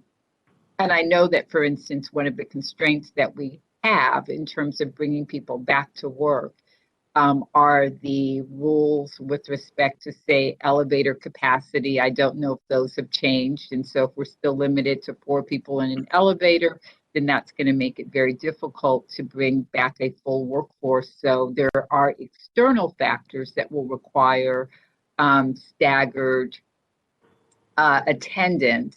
And I guess I do have questions around the efficiency of the staggered day versus remaining in a telecommuting posture until some of these restrictions go away. So those are kinds of, I'm interested in our getting to that level of nuance so that it's more operations-based as opposed to just kind of pie in the sky conversation. So can you tell me where we are with those considerations, Tom? Absolutely. So we have about 1,500 that are on modified telecommute, which means that they're not coming into the office at all. And then we have about 3,200 that are on regular telecommute, and those individuals are coming in at least 1 day a week or at least 2 days a week. And we'd have to get more information to drill down and get the exact number of days for every employee. And building occupancy, and Mike Whitting has probably the exact number, except for Fridays because of people who have on the 980 plan. Except for Fridays, we're generally a little over 1,000 people in the building per day right now. Well, but I'm actually interested in, more than just who's at JFB, but really looking at our entire workforce. So the next time that we have this conversation, or actually between now and our next board meeting, I'd like to understand how many current employees we have, what their current telecommuting status is, because again, I know that there are certain divisions where people are actually, out there working, and because they have to be in order to do their work. How many people are on, complete telecommuting, so modified, based on other health considerations, so that it's simply not safe for them to be here. And then how many people are telecommuting part-time versus all of the time, and how that relates to what our normal schedules would be. Just because, we need to understand, the department has been functioning and it appears it's been functioning pretty well, but it would be useful to understand what we are, where we are currently as it relates to where we think we're going. In what you have described as a very fluid environment. And clearly, given the surges that we're seeing around the Delta variant with unvaccinated people, the environment is very fluid. So that would be just helpful. And it would also be helpful if you would formally share with the board the current emergency telecommunicating plan, so that we can actually understand, or at least some summary of that plan, so that we can understand what we're currently operating from as a basis. We can certainly send that. We'll be able to send that probably this afternoon or tomorrow, so you have all the numbers. Okay, that'd be great. I'm sorry, Nazir. Susanna, did you have something that you'd like to add before we continue? I just want to repeat that we've asked this before for a true assessment of the remote work that we have right now, looking at lessons learned and best practices. So then that will add to the foundation when we're trying to really draft that proposed return to work plan. And as President McCLAIN-HILL has reiterated, there's more to a return to work than just saying the employees are going to come back 5 days per pay period. So we want to understand where that is coming from and the numbers that are supporting that. So for the next go around, we'd love to see that information. Thank you.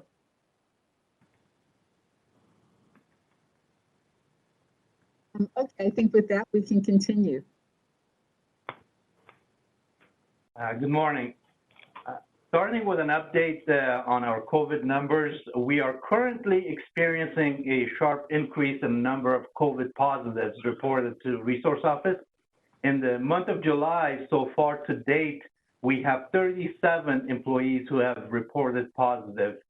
In comparison to month of June, we had 16 positives, and in month of May, we only had 6. Currently, we have 34 employees in isolation because they tested positive. 31 employees are in quarantine. They have been identified as close contacts. Next slide, please. Consistent with LA County latest face covering requirements, our current COVID protocols requires everyone to have face covering while they are indoors, except while they're alone in the room or while they're eating. This is regardless of their status of vaccination. Also consistent with California, OSHA standards and CDC requirements or guidelines, for outdoor places, there is no requirement for face covering, but we strongly encourage all our employees, if they cannot maintain the physical distancing requirements, that they have to wear a face covering. In addition, we also provide N95 disposable masks for unvaccinated employees. If they ask for it, if they choose to wear it, this is voluntary use, and it is available for them to use when they're working in indoor places or if they're sharing a vehicle with other occupants. Also, we continue to work closely with our labor partners, and will continue to do so to develop a volunteer vaccination status verification program. This will verify the status of employees' vaccination status, and this is consistent with OSHA standards, which will allow the vaccinated employees to go without face covering in indoor places, with exception of a few situations, for example, in case of an outbreak. So this only will be implemented when the conditions improve, also when County of Los Angeles Public Health requirements allows it. Next slide, please. At this time, I'll go ahead and turn it over for Mark Handen to cover the risk of safety protocols. He's our risk manager from Corporate Health and Safety, also a member of our task force. Mark? Mark? You muted. There we go. Can you hear me? Yes. Oh, perfect. Sorry about that.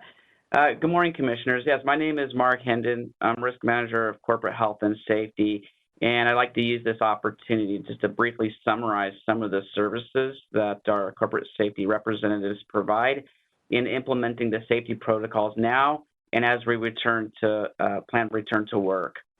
So they are very instrumental, our safety engineers and our industrial hygienists, working behind the scenes and crafting safety-related policy in alignment with current standards, public health guidelines, OSHA standards, and also they provide inspection services. So not only are we helping in writing and crafting the policy, but in the inspections, we're verifying implementation that is being instituted in the workplace. So you see on this slide here a good example of what we have been doing and what we'll continue to do. They'll be continuing to have self-screening measures as our employees return to work. They will be self-screening. It will have advisories and postings that are well-placed, that are visible. There will continue to be distancing requirements. I'll get in a little bit more detail in the next slide on that. And also having a particular eye for those areas of congregations. So meeting rooms, conference rooms, elevators. So there are good questions being raised. How do we work that in, anticipating an increased workforce? So I'll get a little bit more detail on that in the next slide. And then signs, posters, markings, making sure they're visible, they're located in the appropriate frequency and area. Do they indicate the location of sanitizing wipe dispensers, a good example. Reminders to clean frequently touched surfaces. And in the case where there's a need to specify occupancy limits, many times the public health guidelines, they'll specify that. And we do look at the occupancy limit of the room, and where appropriate, we'll post that limit. Next slide, please. So, and this is a good cross-section of issues of what we look at. So, you know, as you've heard, public health standards are changing, especially in light of the vaccination status of employees and fluctuating case rates. So, and as these public health guidelines change, in many respects, they set the stage for return to work. So we've seen the flexibility regarding occupancy limits, distancing requirements, and face covering policies. But we have to build policy anticipating those ongoing fluctuating changes and the impacts to the workforce as they return. So there will be an ongoing need for physical distancing, not to the extent that we've seen historically. We've already seen in our public health guidelines that there has been the OSHA standards, for example, have reduced the physical distancing requirements that will allow for increased occupancy in the workplace. And obviously, with the impact of the workforce, there's childcare needs that need to be addressed, individual health concerns for those in need of accommodation. And it's not just employees that may be brought back into the workplace. You can see here on the slide, we have the cafeteria. There's a request for proposal in process. And we're looking at the credit union reopening in the building. Now, health and safety is involved in that process, and we do assist with the review of their policies to make sure that they're consistent with the current health and safety guidelines, with public health policy, but not only that, that they're consistent with department policy. In some respects, our policy may be more restrictive, so it has to be in alignment with what the department asks for. So our industrial hygienists, they are instrumental in working with our air conditioning mechanics to ensure that there's appropriate ventilation in the workplaces. And we have guidelines for carpool considerations, van pools, and when appropriate, gym reopenings. The gyms are not open right now, but that is a question and something that would need to be considered going forward in planning for a return to work. And that's it that I have for now, unless there are any questions. Otherwise, our chief physician, Dr. Leslie Israel, will take over from here. Thank you, Mr. Hendon. Hello, good morning, commissioners. So again, just to recap some things that have been mentioned, COVID-19 testing, vaccinations. As you all know, the healthcare agencies, public health agencies, and OSHA use vaccine status for some of their recommendations or their standard, OSHA standard.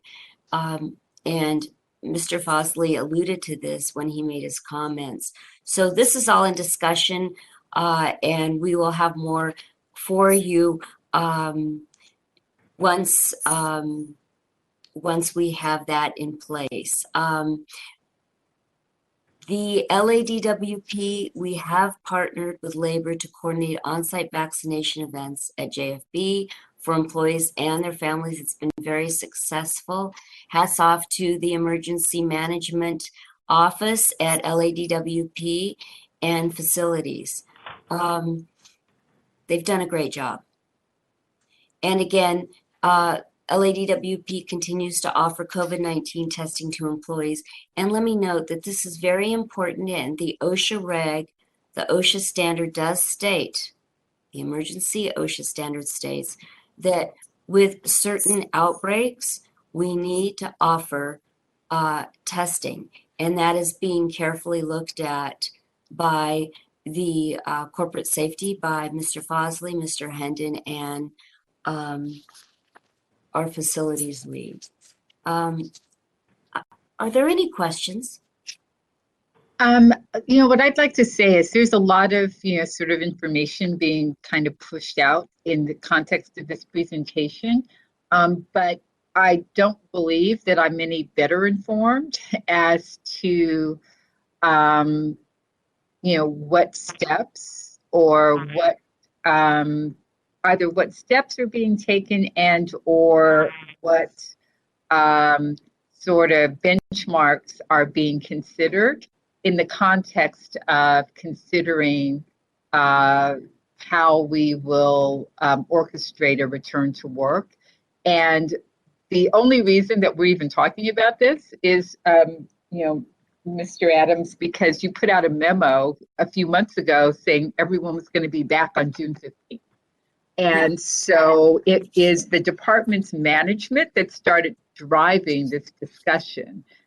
So at this juncture, I guess I'm just a little confused by the kind of lack of clarity around where we are, what we're doing, what our goals are, and specificity as to things like what the current status is, how many people are working on-site versus off-site. I mean, this seems very random. I'm clear about what's happening with respect to COVID testing. I understand. I'm interested in verification of vaccination status for employees. I'm curious as to the degree to which that is a factor. So are we trying to stand that up in the context of looking at our return to work plan? Is there some target in terms of number of people or percentage of the workforce that we are interested in seeing vaccinated before we bring people back? Does where people work have an implication for what the return to work plan looks like? Is it different if you are working in the field versus working inside a building? How are we looking at it from the perspective of our customer service centers? There's so many pieces of this that have both safety but also operational implications. And I guess I'm starting to get a little frustrated that we're not having a more sophisticated conversation at this juncture, again, given that it is the department's management that put this on the table months ago. And then finally, I am, I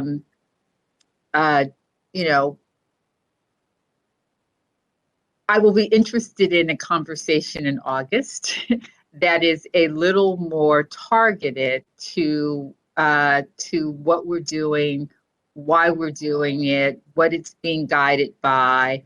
And also I know that we have simultaneously, Marty, a plan that we have already outlined with respect to restacking JFB. And it seems that the ideal circumstance would be to be doing that work, assuming it can be done safely while people aren't in the building every day. So I'm curious about the intersection between that particular operation and what we're doing in terms of return to work. So, that's my feedback at this point. Thank you. I just, I understand. Right now, because of the increasing cases, we are on hold. What does that mean? that means that we've had some discussions yesterday amongst the task force. It's very important. We have noted that these cases are occurring in the field. No, I do understand that. So I'm not, so let's just speak. Okay. We do have other So- items to get to, so please don't talk over Okay. me. So I understand that, and I guess, as I said, this conversation was driven by a management memorandum put out by our general manager saying that we were going to have everybody in all caps back to work by June 15th. That obviously didn't occur, and there are very good reasons why it didn't occur. And the planning that we need to do in order to responsibly have people return to work is impacted by a number of externalities, which I think we are all extremely sensitive to. I am simply saying then that as we discuss these issues, understanding what those externalities are, understanding the degree to which the vaccination and the rate of vaccination may influence how we move forward, understanding, if, to your point, there may even be consideration of taking some steps back, given what's happening in terms of our current COVID positive rates among field employees. I think I'm just looking for and hoping that as we move forward with this discussion, rather than it being kind of just disjointed, bullets of information or slides with, let's look at this, let's focus on this. And literally the first section had zero information. It was almost a repeat of what was said a month ago. It would be useful for us to have more analysis, more understanding of what the current conditions are, because there are people in this department right now that are showing up at some location to work. So the idea that we have, 10,000 people telecommuting as a start is just not correct.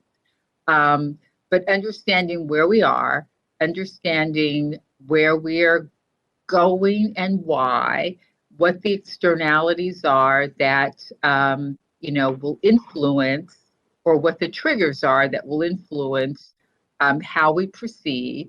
All of those things would be useful tied together in a presentation around our return to work plan, or planning.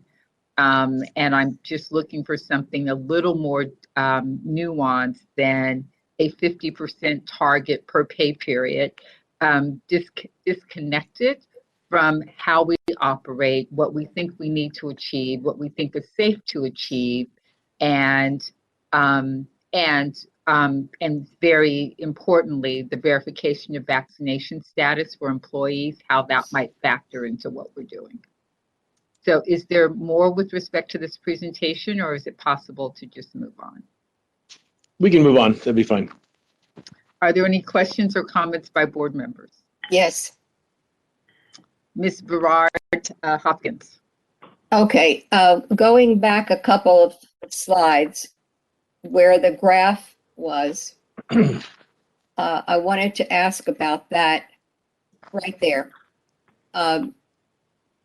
Now, how many of our employees are fully vaccinated, that they've had two doses of a vaccine? And that's one question. And then when you look at March, April, May, and June and July, what is that? Is that the Delta variant, or is that something else? What is causing that rise if people are fully vaccinated?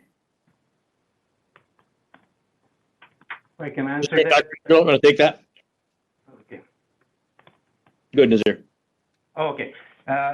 First question, as far as how many employees have fully been vaccinated, the records we have up to 5,200 employees that we know of that have been vaccinated, fully vaccinated. We assume, we think the numbers are higher because some employees actually received their vaccination through other means, that resource office wasn't the source of providing that vaccination opportunity for them. So we don't have records of those employees exactly how many are vaccinated. To your point, the numbers are increasing. There is a possibility of it's caused by one of the variants. I'm not sure. Dr. Israel could touch on that. But we have had, since July, 10 employees have been identified as positive cases that they were also fully vaccinated. So And we have like positive cases for what? For COVID. They were tested as positive for COVID, but yet they were fully vaccinated. okay. Now you said 5,200 are fully vaccinated. That's 5,200 out of how many? 11,400. And what is being done to get the other portion fully vaccinated? We communicate the importance of vaccination, various means. Dr. Israel just posted a video pointing out to all of the benefits and why we should vaccinate. Right now, currently, our vaccination policy is voluntary. We are not requiring employees to vaccinate, but we strongly encourage for them to vaccinate, and we do everything we can to make it as easy for them to get vaccinated as possible, not only for employees, but also for the members of their families up to age 12. So. Now, when you say make it easy, does that mean that they can come into the building and get vaccinated there? That is correct. We have partnered with Local 18 as well as St. John Medical Center. They do set up at JFB. We advertise that through a communication group, make it known for employees, take advantage of it, and their time is covered while they do get the vaccine. And also, if they experience any adverse reaction to vaccine, then they are given a day off to recuperate. Okay, thank you. I just have a quick question, Nazir, regarding vaccination rates, because I'm looking at a report that says that through LADWP, LAFB, and IBW, that we know we have 3,900 employees that have been vaccinated, and then another 1,200 that were vaccinated, listed as other. So that's a total of 5,200. That's what we can verify. Is that correct? That is correct, yes. Okay, so we have that's about half of our employees at this point? Roughly, yes. Okay. All right, I just want to be clear that the combination of the folks that did it through us versus folks who did it outside but told us they did it is 5,200. It's not 5,200 through us plus some other group, right? Well, we expect there are other employees who have received No. vaccination. I understand that we believe that there are additional employees who have been vaccinated who haven't told us, but I just want to be clear because we know what we know. And so what we know is about half of our workforce is vaccinated. That is correct. And it may become possible to get better numbers, to drill down better and to get a better picture. But right now, we know half of our employees have been vaccinated and that what LA County is experiencing is a significant uptick in COVID among unvaccinated people, largely as a result of the Delta variant, which has a range of implications, including, I think, the most serious of which, at least that appears to be people are thinking about, is the potential of even vaccinated people coming in contact with someone who has COVID, developing a breakthrough case of COVID that does not harm the vaccinated person, but may harm their children or some other unvaccinated person in their immediate family or circle of contacts, particularly at a time when children under 12 can't be vaccinated. That seems to be among the rising concerns about where we are with the Delta variant, correct? That is all correct. Yes. So I appreciate that all of this has it's quite consequential as we think about our own policies and how we move forward. It is likely that we're going to be dealing with COVID for a while longer until we can get these vaccination rates higher. So I look forward to some additional thought and again, a more holistic and comprehensive approach to briefing about our considerations for return to work. Absolutely. Thank you. Any other questions or comments from commissioners on this subject? Seeing none, if we could move on to the next presentation. It's 12:07, so we could take a break and then immediately go to the next presentation and not take a significant break before our closed session. Does that work for folks? It's been 2 hours in the chair. What's the next presentation? The next presentation is water conservation efforts. I'm happy to have the presentation go forward. Does that work better? Either way, it's fine. I just was curious what the next one was. Well, it is I'll ask you, Rich. This is a presentation from the water systems, and they are usually both highly informative and very efficient. So, so you tell me about how much time are we looking at? Well, I'm just looking. I think we have about 18 or 20 slides. Terrence can go through them. He's done the presentation before, so he's very familiar with the material and can go at a pace that is maybe more suitable to the occasion, or we can wait. No. I actually, this is an important presentation, and I do want to give it the time that it deserves. So why don't we take at least a 15-minute bathroom break, and then we'll come back at it's 12:09 now. So if we could come back at 12:25, that would be terrific, and then we can really focus on this presentation and the rest of the balance of the board meeting, if that works for folks. Okay, thank you. So we are in recess till 12:25. Please remain silent until the mics are turned off. Thank you.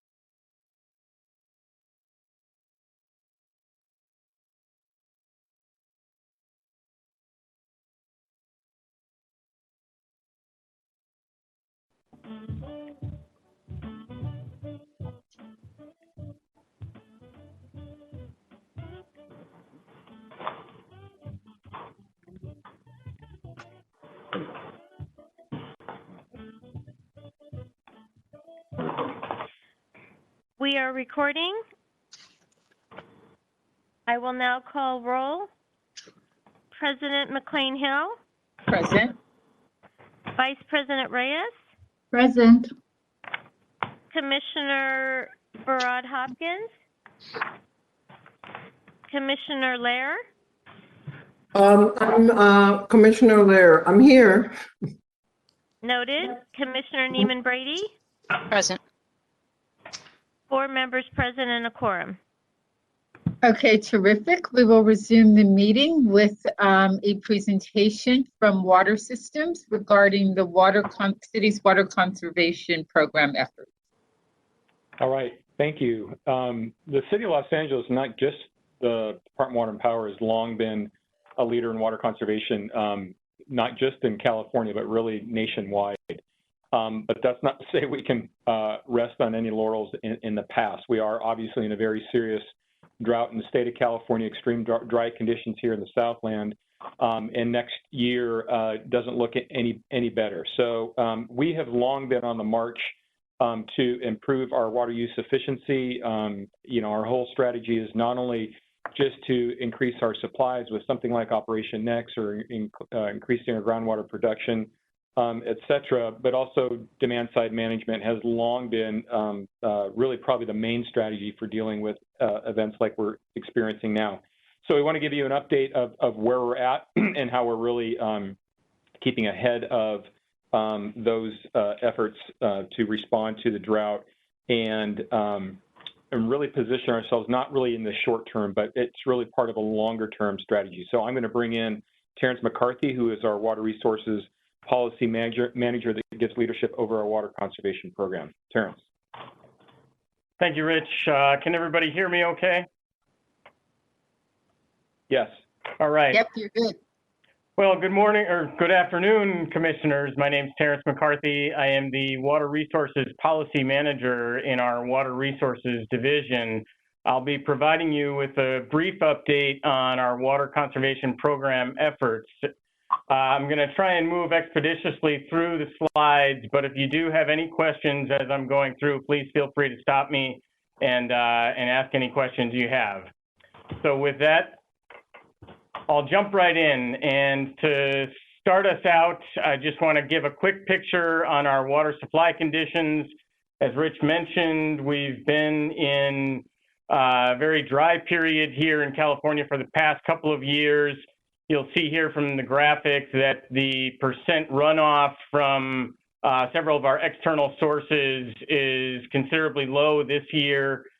But then you'll also notice in the histogram in the bottom left, we've been working ever since 2015 to increase our storage levels regionally through MWD. And that's of note because a lot of that increase in storage is a result of our continuing efforts that were, shall I say, spearheaded by Mr. Harisick in his tenure while with the water system. And so given rain or shine, we've always continued to push the conservation message moving forward. And I think that's contributed to a lot of the regional storage, not only LA has helped contribute to, but also all of the member agencies at Metropolitan. So I'd be remiss if I I'm did sorry, not. can you go back? Can you Sure. go back to the side? Sorry. Sure. So if I'm going to understand the chart on the left-hand side, is it fair to interpret that 0.7 million acre feet needed to be dipped into from our storage reserves in order to meet our needs as a result of the drought over the past year? That's correct. I'm sorry, I failed to mention that the drawdown of those storage reserves at the 3.2 million acre feet as of 2020 is a result of draws we will make on storage to meet the demands for this year. And this is based on the initial demand forecast from Metropolitan. So we will continue to monitor these storage level reserves as the year moves forward from the conservation perspective as to which levers we pull and what different strategies we move forward with. Okay, and then a couple other questions to infer here. So 2.5 is the sum total, is the total of just the green component, correct? Not the green plus the yellow. Correct. Okay, and then the yellow is roughly, if I'm looking at this, 0.8 million acre feet. Right. The 800,000 is the emergency storage that Met holds in their supplies. Okay, and then I thought, I guess I didn't realize the magnitude of LA's need. I thought it was less than 700,000. Well, right, because this is the entire region's supply demands. So LA does have a portion of that 700,000, but it's not the full full draw. Okay, is there a similar chart on LA's storage? We do have that information available that we can provide subsequent to this presentation, but I don't have it available on me in the backup slides. Okay, all right, and then the last question is, given how dry it's been, can we also infer that roughly, if 700 was used over the past year, that the region can sustain maybe 3 or 4 more years of this kind of drought before the reserves are all gone? Well, I don't like to make solid predictions on what the weather entails for the future, but I think that's a safe assumption that we at least may have a couple more years before we start getting close to at least below 2 million acre feet total. But I think once we dip down towards 1 million acre feet in regional storage, and probably even before that, we will have to assess the different options to move forward with in terms of our efforts. Okay, that's helpful. Thank you. Sure. So I would be remiss if I didn't mention the number of people that are working on our conservation efforts and have been working on our conservation efforts throughout the years. And here you'll see just a brief summary of our full-time dedicated staff that manage, oversee, and conduct our water conservation efforts.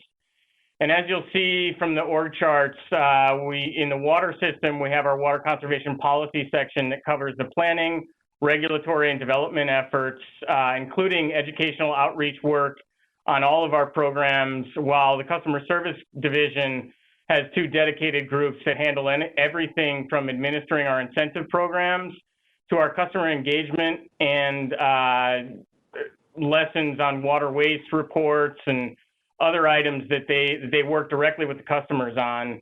And both of those sides of the house work closely with our communications and public affairs teams to ensure that the messaging of our conservation program is consistent and also relevant to the current focus. So with our long history of success in conservation, a lot of which, Rich was a part of during his career, we recognize the need to identify what's left and what's remaining in the Los Angeles service territory for conservation potentials. And so back in 2017, we completed our water conservation potential study, which is a nationally recognized study given the innovative efforts that were used to forecast future savings based upon the presence of remaining inefficient fixtures in our service territory. So the study identified the cost-effective water-saving potential remaining, and in total projected that roughly 140,000 acre feet per year could be achieved by 2035. And it identified those areas that we needed to focus our efforts on. So drawing from that study, this is just a breakdown of the different customer classes and the amounts of acre feet per year that were identified as future potential savings. And so I just wanted to show this because through 2020, the actual savings that have been realized for the residential sector, which is single family and multifamily, is over half of what was identified as those potentials for 2035. You'll also notice that for our commercial, industrial, and institutional, we still have some ground to make up in that customer sector. And so that's one of the areas where we'll focus in. But if you look at it from a different perspective and look at the end uses of all of our customers, this just categorizes those potentials in the basically end use categories that show either non-conserving, conserving, or ultra-conserving potentials that were there in 2014. And this is all customer sectors combined. And as of 2020, we've made significant progress in replacing non-conserving indoor fixtures with either ultra-conserving or conserving fixtures on the indoor side. But then you'll also notice that we do still have a lot of room to make up on things like cooling towers and landscape irrigation for both the residential sector, for landscape irrigation, and also commercial, industrial, institutional on both facets. Can I ask how big are these segments relative to one another? So my gut would suggest that landscape is a pretty big one, also cooling towers. And so I'm wondering what kind of incentives we have around those two. And what is an ultra conserving landscape irrigation method look like versus a conserving one? So if I could just break down the difference between those on the landscape side, if you just picture that ultra conserving is essentially if you have 100% California friendly landscaping on your property, or some majority of your irrigation needs are drawn from California friendly landscaping. Conserving is if you do a 50-50 split between efficient irrigation of non-California friendly and then California friendly on the other 50%. Non-conserving is basically efficient irrigation across the broader spectrum without California friendly. So I'm sorry. So it's non-conserving is still an efficient use of irrigation systems, but not with rose gardens or something like that? So it's efficient irrigation in terms of lack of overspray, but when I'm sorry, I misspoke and said efficient irrigation as opposed to traditional irrigation. So, but in terms of the magnitude of each of these, there is, you are correct in the magnitude of cooling tower efficiency gains and landscape irrigation gains is quite sizable compared to some of the other ones. However, there is a considerable amount of acre feet left in things like clothes washers as well as toilets, much to the chagrin of Mr. Harisick's efforts in the past. But I do have a breakdown of all of the different potentials identified by end uses that I can provide you after this presentation. That'd be great. I guess what's striking me by this page is shower heads, faucets, and toilets have almost a mandated conservation limit. Like you can't buy your shower head that is, unless you get it out of the state. You can't get a shower head that's going to give you more water than you need. But these other ones don't have that kind of constraint or prohibition. And I'm just curious if that's something you guys think is needed in order to really move the needle on these. So that is something definitely in the menu of options. But first, we want to make sure our customers are provided the opportunity to make that decision on their own and do what they feel is best. Because another thing is to ensure that customers get the same level of service out of those efficient machines and efficient uses that they appear to have now with less efficient uses. And so it's kind of a soft push to start, and then if need be, we could go to the more mandated requirements. Okay, thank you. Yeah, and please do follow up with that. Definitely will. So this is kind of an all-encompassing picture of what water use in Los Angeles has been in the past and in the recent near-term history. This shows the gallons per capita per day for all of our customer usage. And it's essentially a 12-month rolling average daily use per person in the entire system. So it's a measure of every gallon that enters our water system divided by the total population served.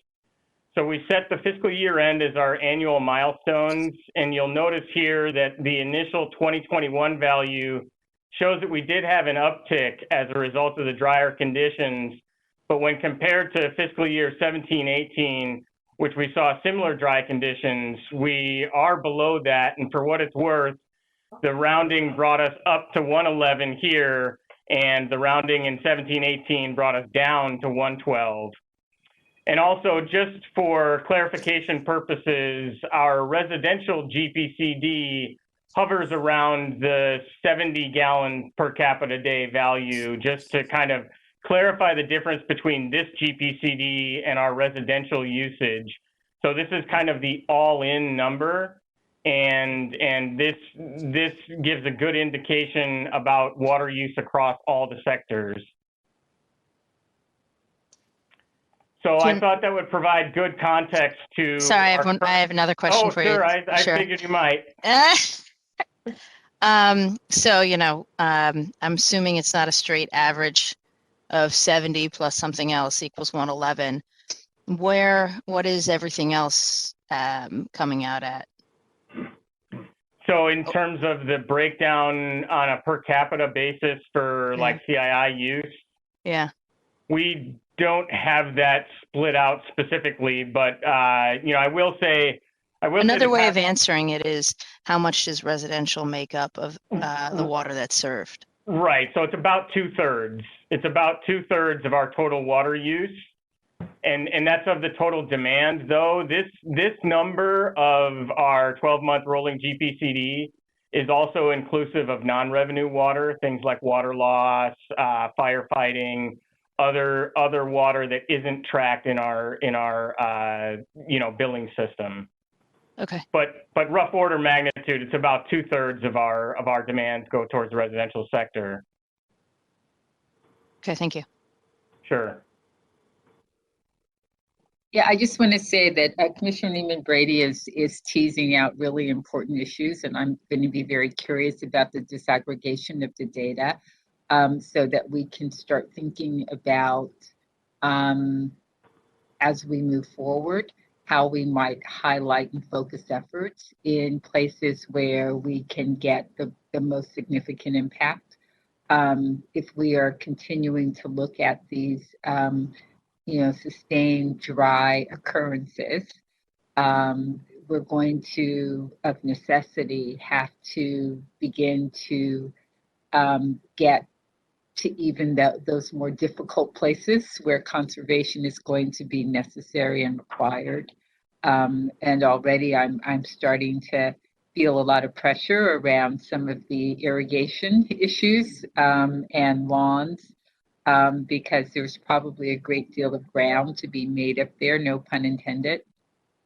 And as we continue to think about, you know, just about how we message and the urgency with which we start to message, I think we have to plan for, you know, more significant, more long-term weather related scarcity.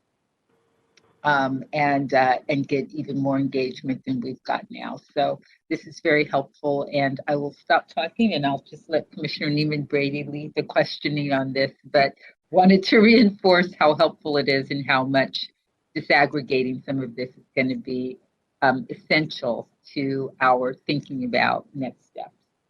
Well, thank you. Your comments are actually a perfect segue into the rest of Terrence's report, because what he's going to do is marry basically that water conservation potential study, which saw we have a lot of potential left and outdoor irrigation on the residential side, and a little bit on, well, mostly on the residential side, and the commercial side in terms of cooling tower and other industrial uses, and then washing machines is the last kind of appliance related device that we can strategize around. So Terrence, from there, she set you up perfectly. Yeah, I know, that was a perfect segue into the next piece of the program.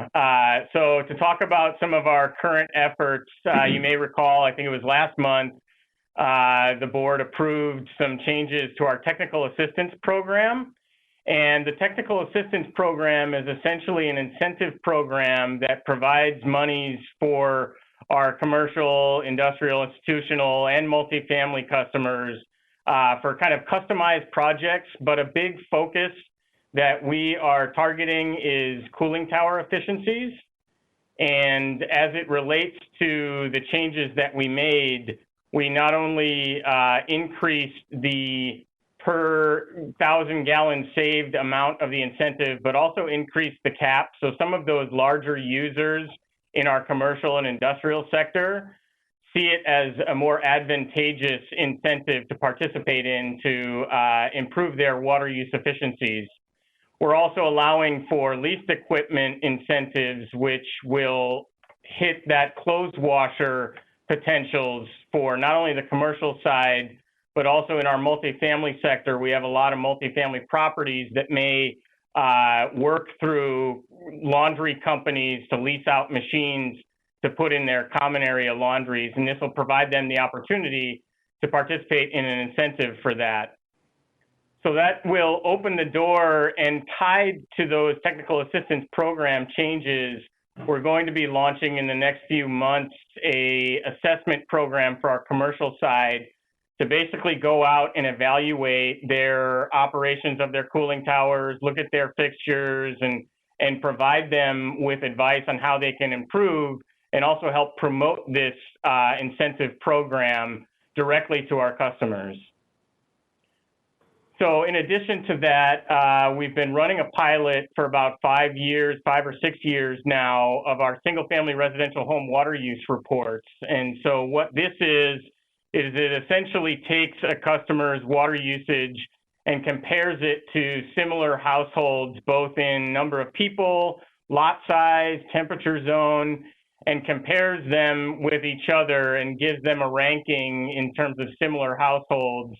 And then also provides personalized plans that they can participate in incentive programs. And through the pilot, we've launched it to 73,000 single-family residential customers, and we'll be doing that to all of our single-family residential customers forthcoming. We have a request for proposal out on the street right now, and in our pilot, we saw roughly 4% savings just from this information being provided to customers to identify kind of how they compare to their neighbors. And so we hope to see similar results from our full-scale program. So lastly, on the outdoor side, in combination with that home water use reports, which will promote our incentives, we're also starting our turf replacement design services for residential customers. And this addresses a challenge that we not only heard about from various reports on, the response for turf replacement projects, but also from customer journey mapping and surveys that we did internally for our customers, saying that one of the biggest challenges was customers don't know how to do a California-friendly landscape in their lawn and make it look pretty, and group similar hydro zones of plants together and still make it look attractive and also have it be a usable space while also complying with our rebate program. And so this service will basically provide up to 1,200 designs per year for our single-family residential customers. And it includes everything from the planting plan to an irrigation plan, as well as a rough cost estimate of how much the project would cost. And here you'll see a sample of some of the initial designs we've done. We do a full layout for them, as well as images of the plants that would be used. but we also survey our customers to get kind of their preferences up front on what they want to be incorporated in their project. And we feel that better tailors the project for a customer's wants and needs for the end use of their design and for their final product in the California-friendly landscape. So I have some. Are you finished with this piece? With this slide, yes. I really appreciate the technical assistance program. Just in general, what you're sort of putting forward here. It's actually some of this must be out already because a couple developers they're in the sort of large scale affordable housing sort of area have mentioned it to me. It was nice to hear. And I'm very concerned that the savings on the part of basically the developers be passed down to the residents. Because I don't think that's happening in general right now, where when people install their own solar, for example, and when you talk about washer and dryers and that support. So I have two comments on this. One is making sure that it's getting passed down to the renters, the savings. And number two, it just seems like do you have a new staff that you've hired to manage all this work?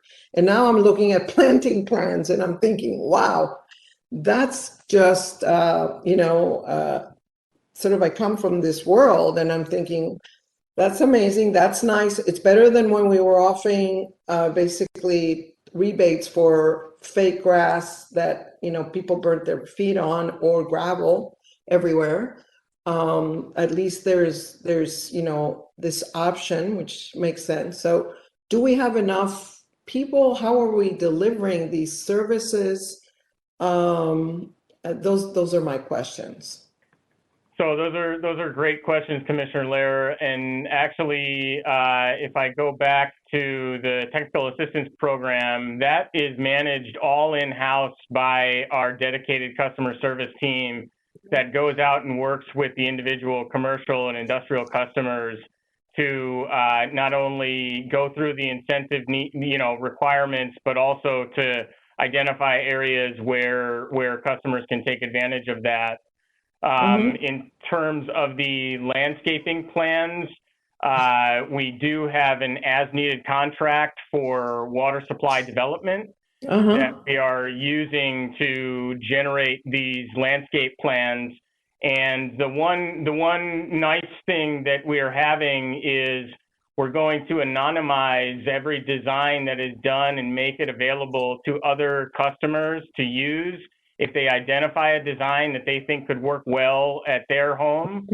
And so then we'll have a more extensive library beyond the library of planting plans that we have available now for customers.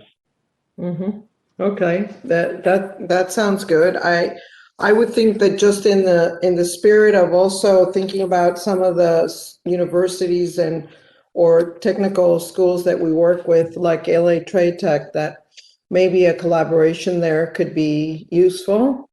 I know that we go through, for those of us have to field complaints from people that about delays that DWP has in other areas, like having their generators installed, turned on, or irrigation or water mains turned on in post-construction, that there are delays because there's not enough people to service those new constructions.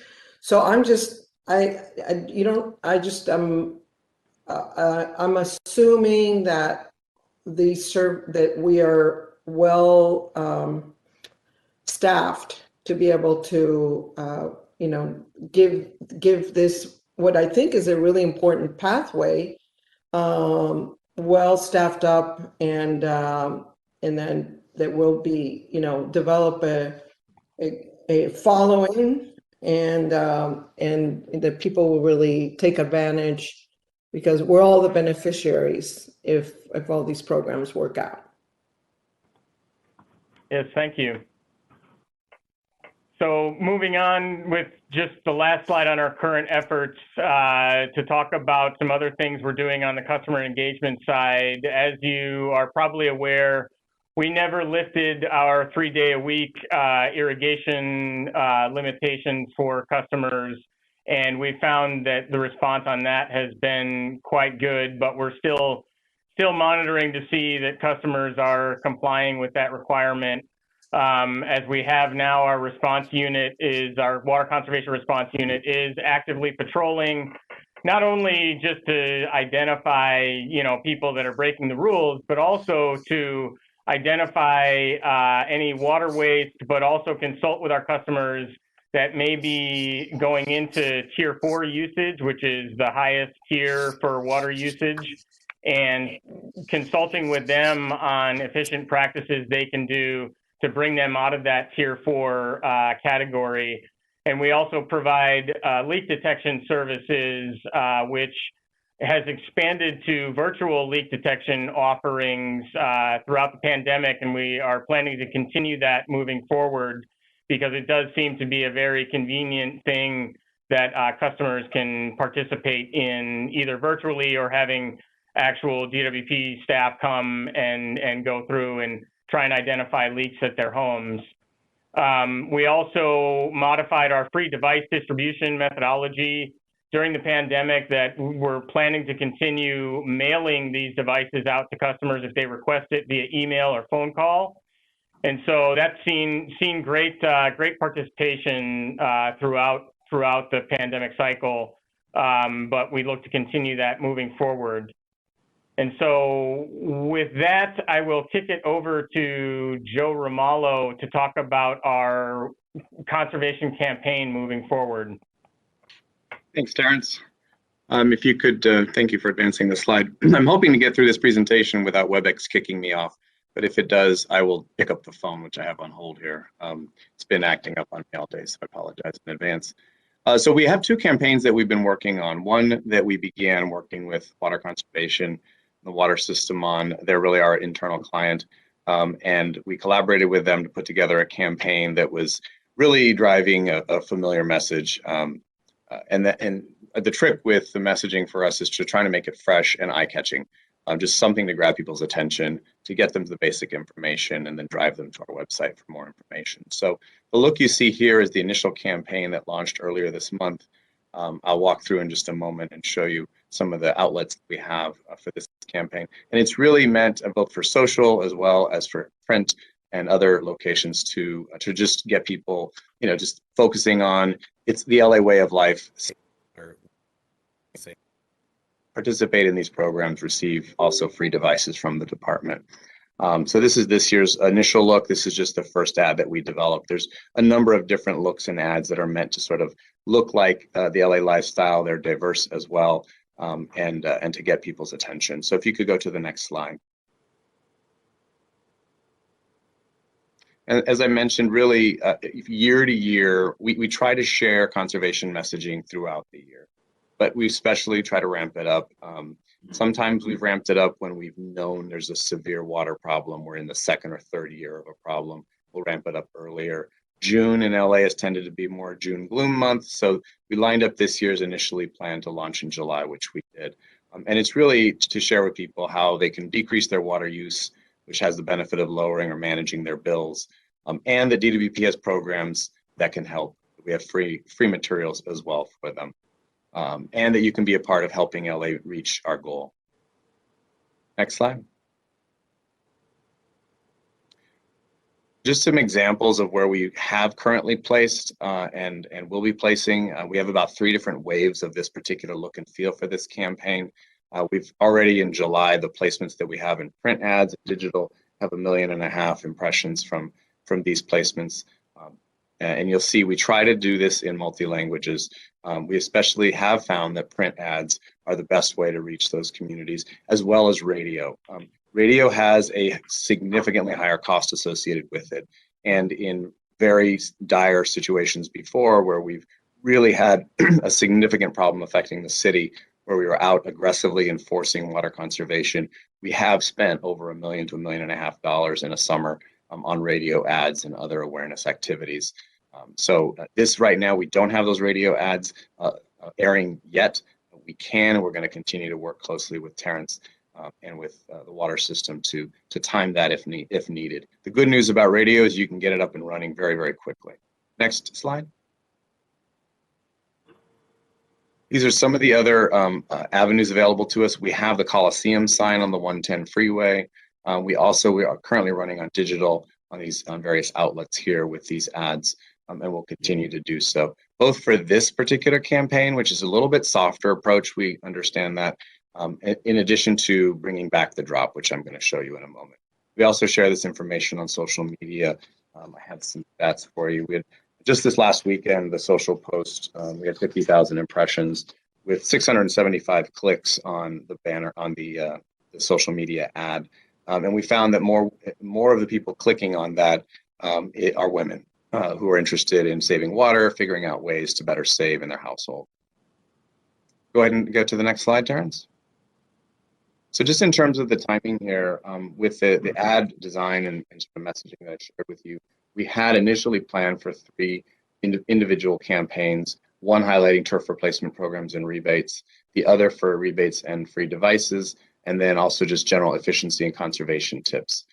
Campaign number 3, we're actually going ahead and accelerating because that's the piece that's going to really focus on rolling out the drop, which was a very popular character in our water conservation efforts, something we partnered on with the mayor's office, and that we really had put on a shelf for a little while because we wanted to use the drop, and we used it especially when we were hitting our drought messaging very, very heavily in prior years where we were in multiple dry years, that we wanted to encourage that behavior change.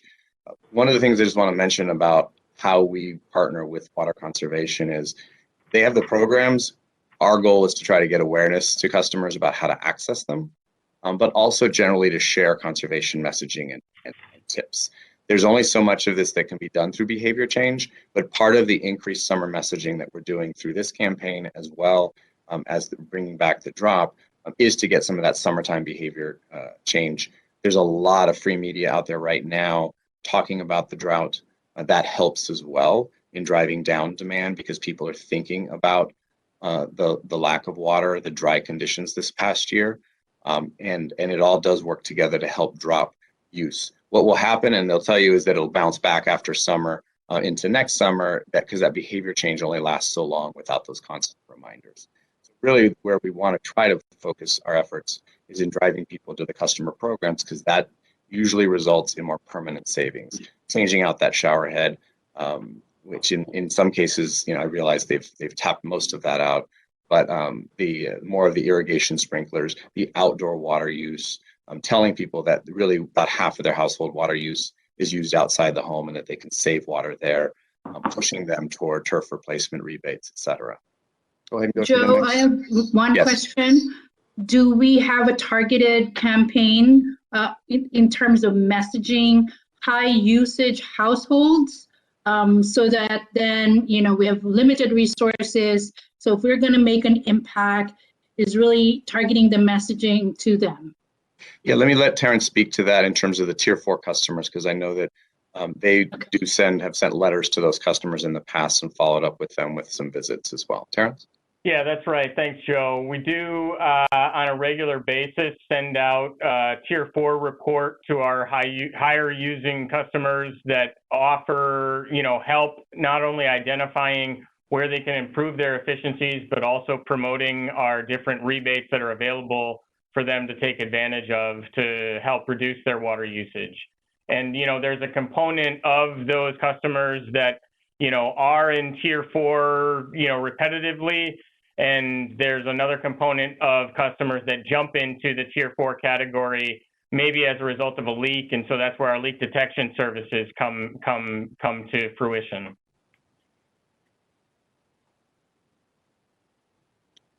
So how much more messaging do they receive versus our regular customers? Is there like a targeted effort to talk to them more?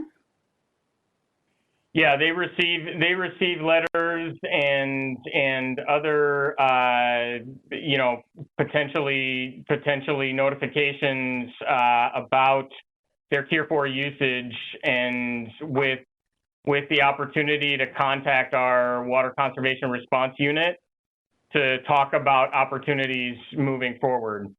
And so it's a directed campaign at those customers that are in the Tier 4 category. Thank you. I would advise sort of like case managing them so that we ensure that reductions in water usage is sort of like explored and that they are happening in those households. Thank you. Continuing with this slide, Commissioners, we have a pilot really that we want to expand, and you may recall last month at your meeting you approved an advertising placement contract with Fraser Communications.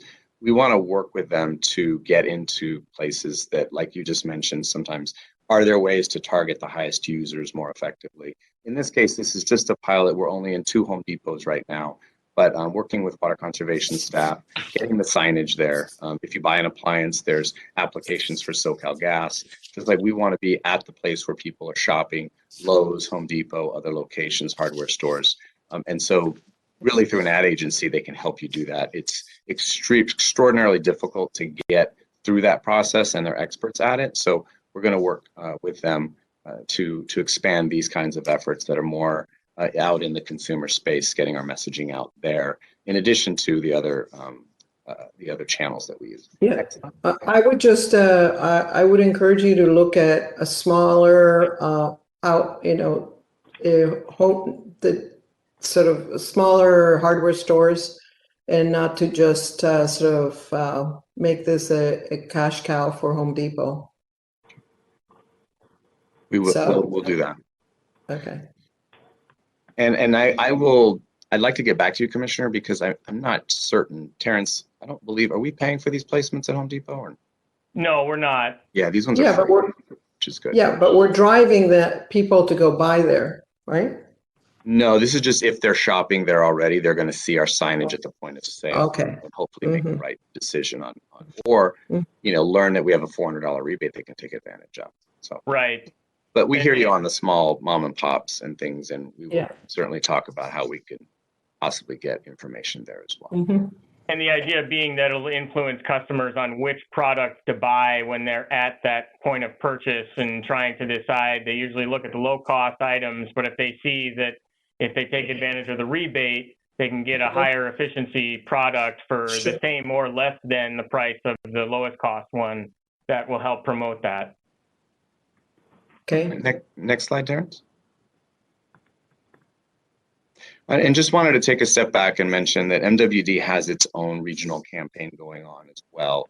So we try not to be fully duplicative of theirs, but I just wanted to share with you some of the creative that they did this year that's out running.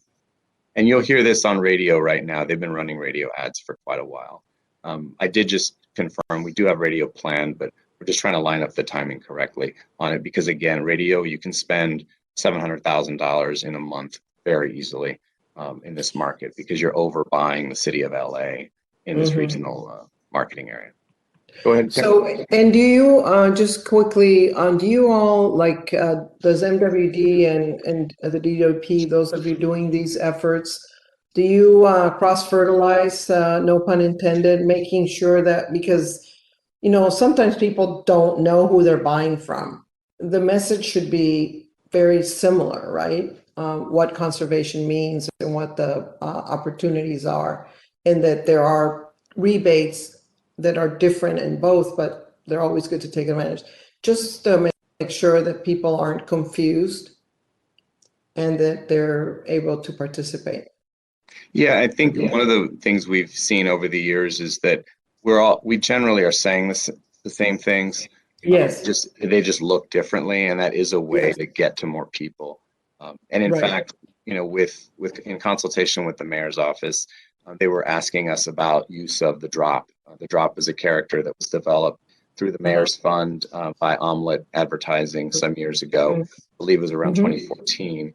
And it was very effective, and it was really the vehicle. We used all this creative and pushed it very, very hard. If you can go to the next slide, Terrence, there should be more. I guess my question would, my comment was, should like the drop be friends with the other creatures and just say, we're all doing, we're just coming at it, people are confused. Where is that, they're not, they don't really understand the difference between MWD and DWP. Yeah, and what ends up happening sometimes, I think, Commissioner, is people outside the city try to access our programs, and they then get directed to bewaterwise.org. Yeah.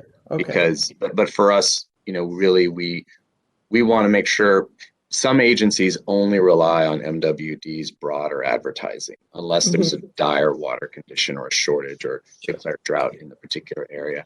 So we've always tried to do our own strong campaigns that are geared as much as we can within the city of LA, and you can do that through a lot of the print publications as well as on social. You can target so that you're not overlapping and reaching people who live, for example, in Pico Rivera or Whittier, who aren't our customers. But And also just another quick note on that, the majority of all of our incentives are administered through the Be Waterwise website, and so SoCal Water Smart website. I apologize, but so we direct a lot of our customers to go there to get their incentive because the administration of it is done through their landing page. So okay, and I happen to really like the drop.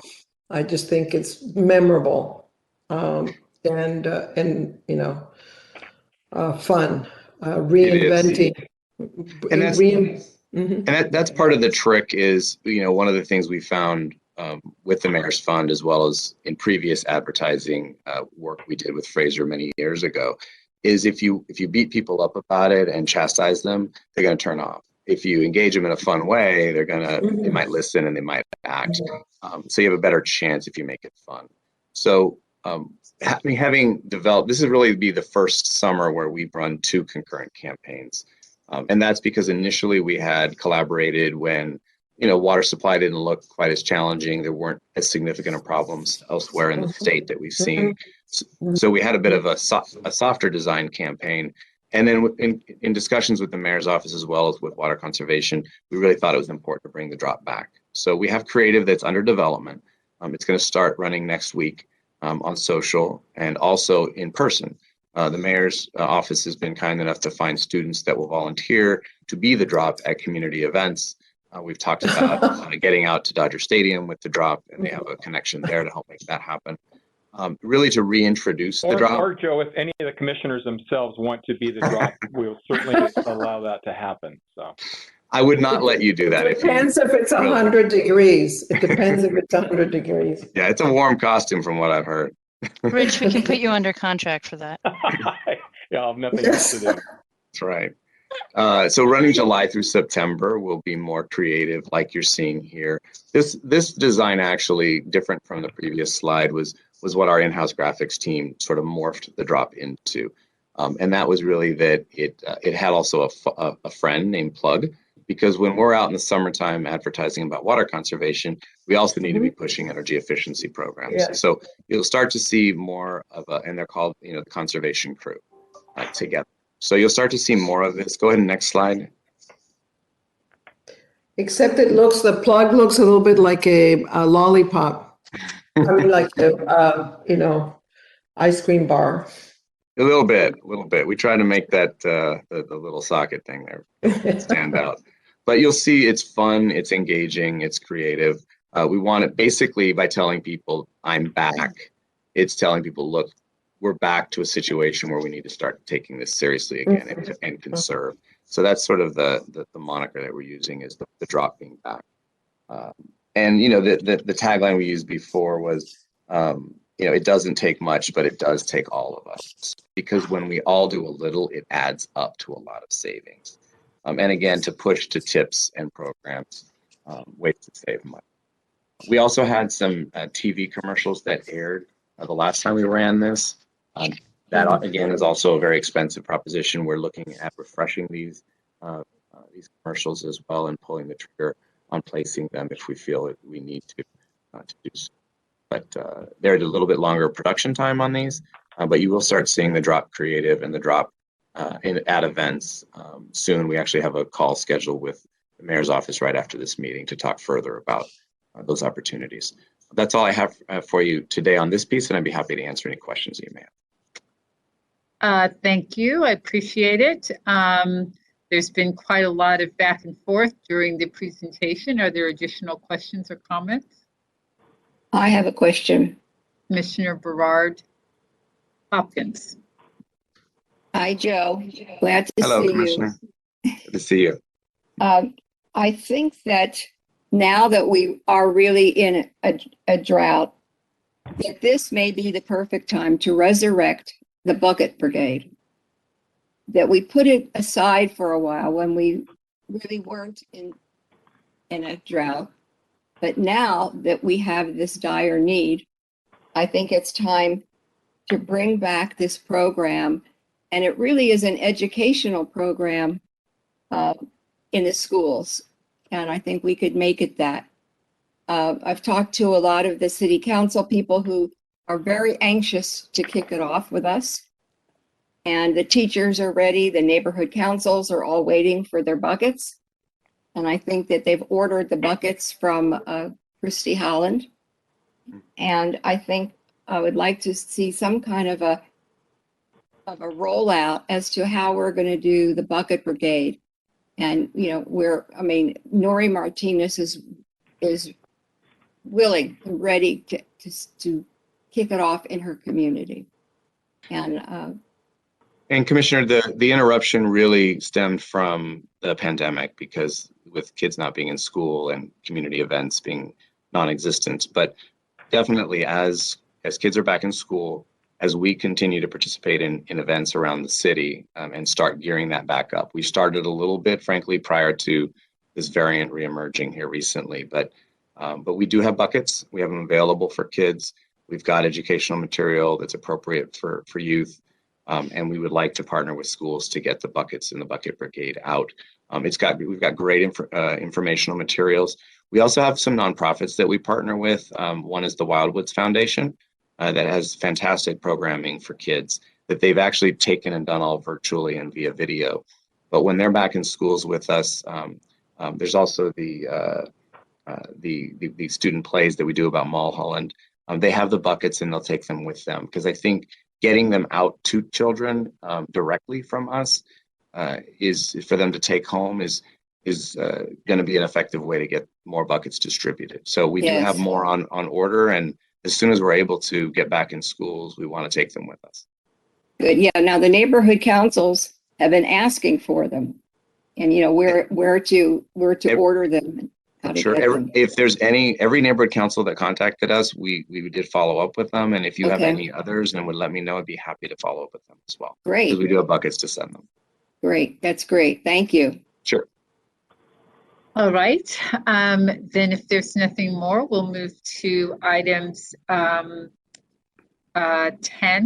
the filed items. Are there any questions or any comments with respect to either 10A, anything in 10A or 10B?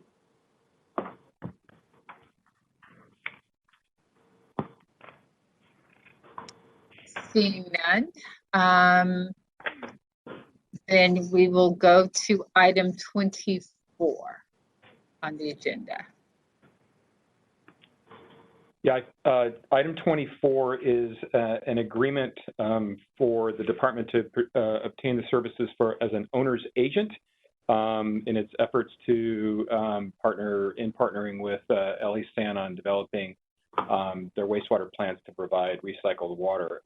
So basically what this is we use owner's agents in other arenas where we are contracting out for design and construction services in areas where we don't necessarily have a lot of in-house expertise on that. So they operate as our agent to oversee kind of those technical development efforts there.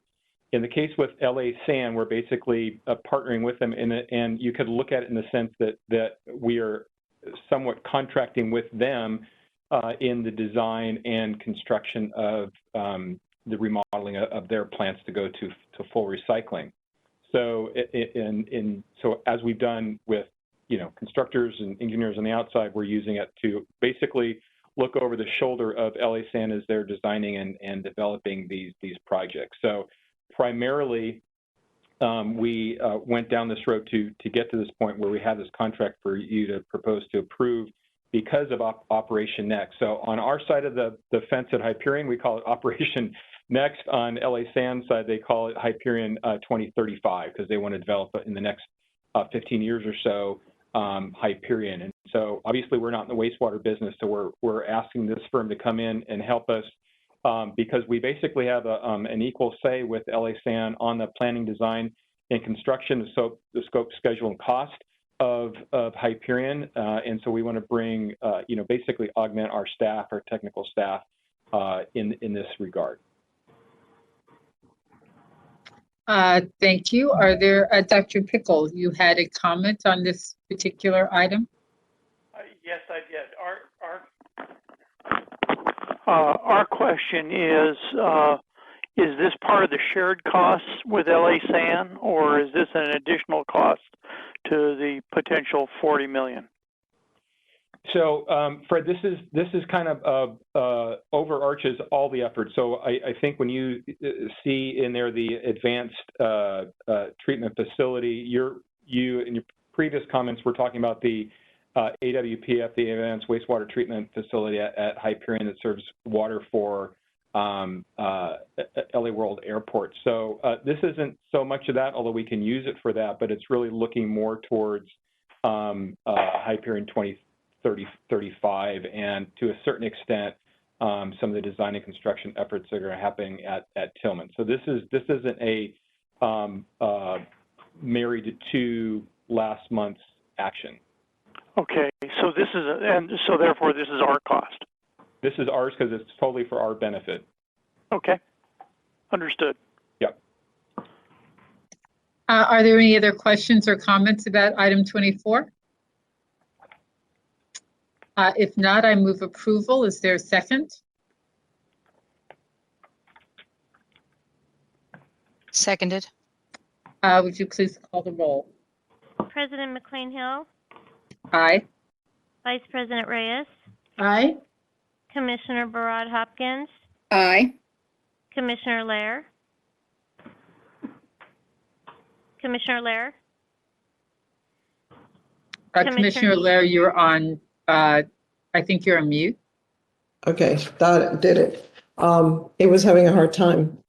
So yes, aye. Thank you. Commissioner NEEMAN Brady, Aye. 5 ayes.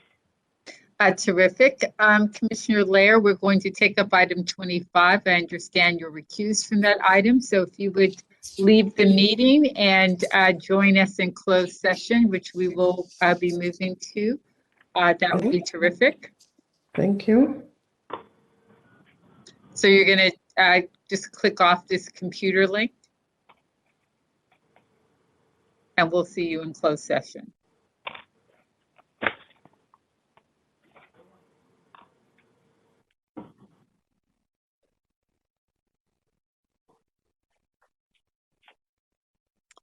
Terrific. Is there a motion to approve item 25? So move. I'll second. Would you please call the roll? President McCLAIN-HILL, Aye. Vice President Reyes, Aye. Commissioner BARAD Hopkins, I'd like to wait and see what Commissioner Lair has to say. Commissioner Lair can't, she is recused from this item. Okay. Okay. Commissioner BARAD Hopkins, Aye. Commissioner NEEMAN Brady. Aye. 4 ayes. Then the motion passes. We will be moving into closed session. Mr. Brevich. Good afternoon. At this point, we will recess into closed session to address the items on item 26 of the agenda, and in accordance with California Government Code Section 54957.1, we will report any final actions taken therein. Madam President, what time would you like to convene in closed session? It's 1:26, so I'm going to ask our board secretary to hustle so that we can convene at 1:35. We are in recess until 1:35, at which time we will reconvene in closed session. Thank you. Thank you.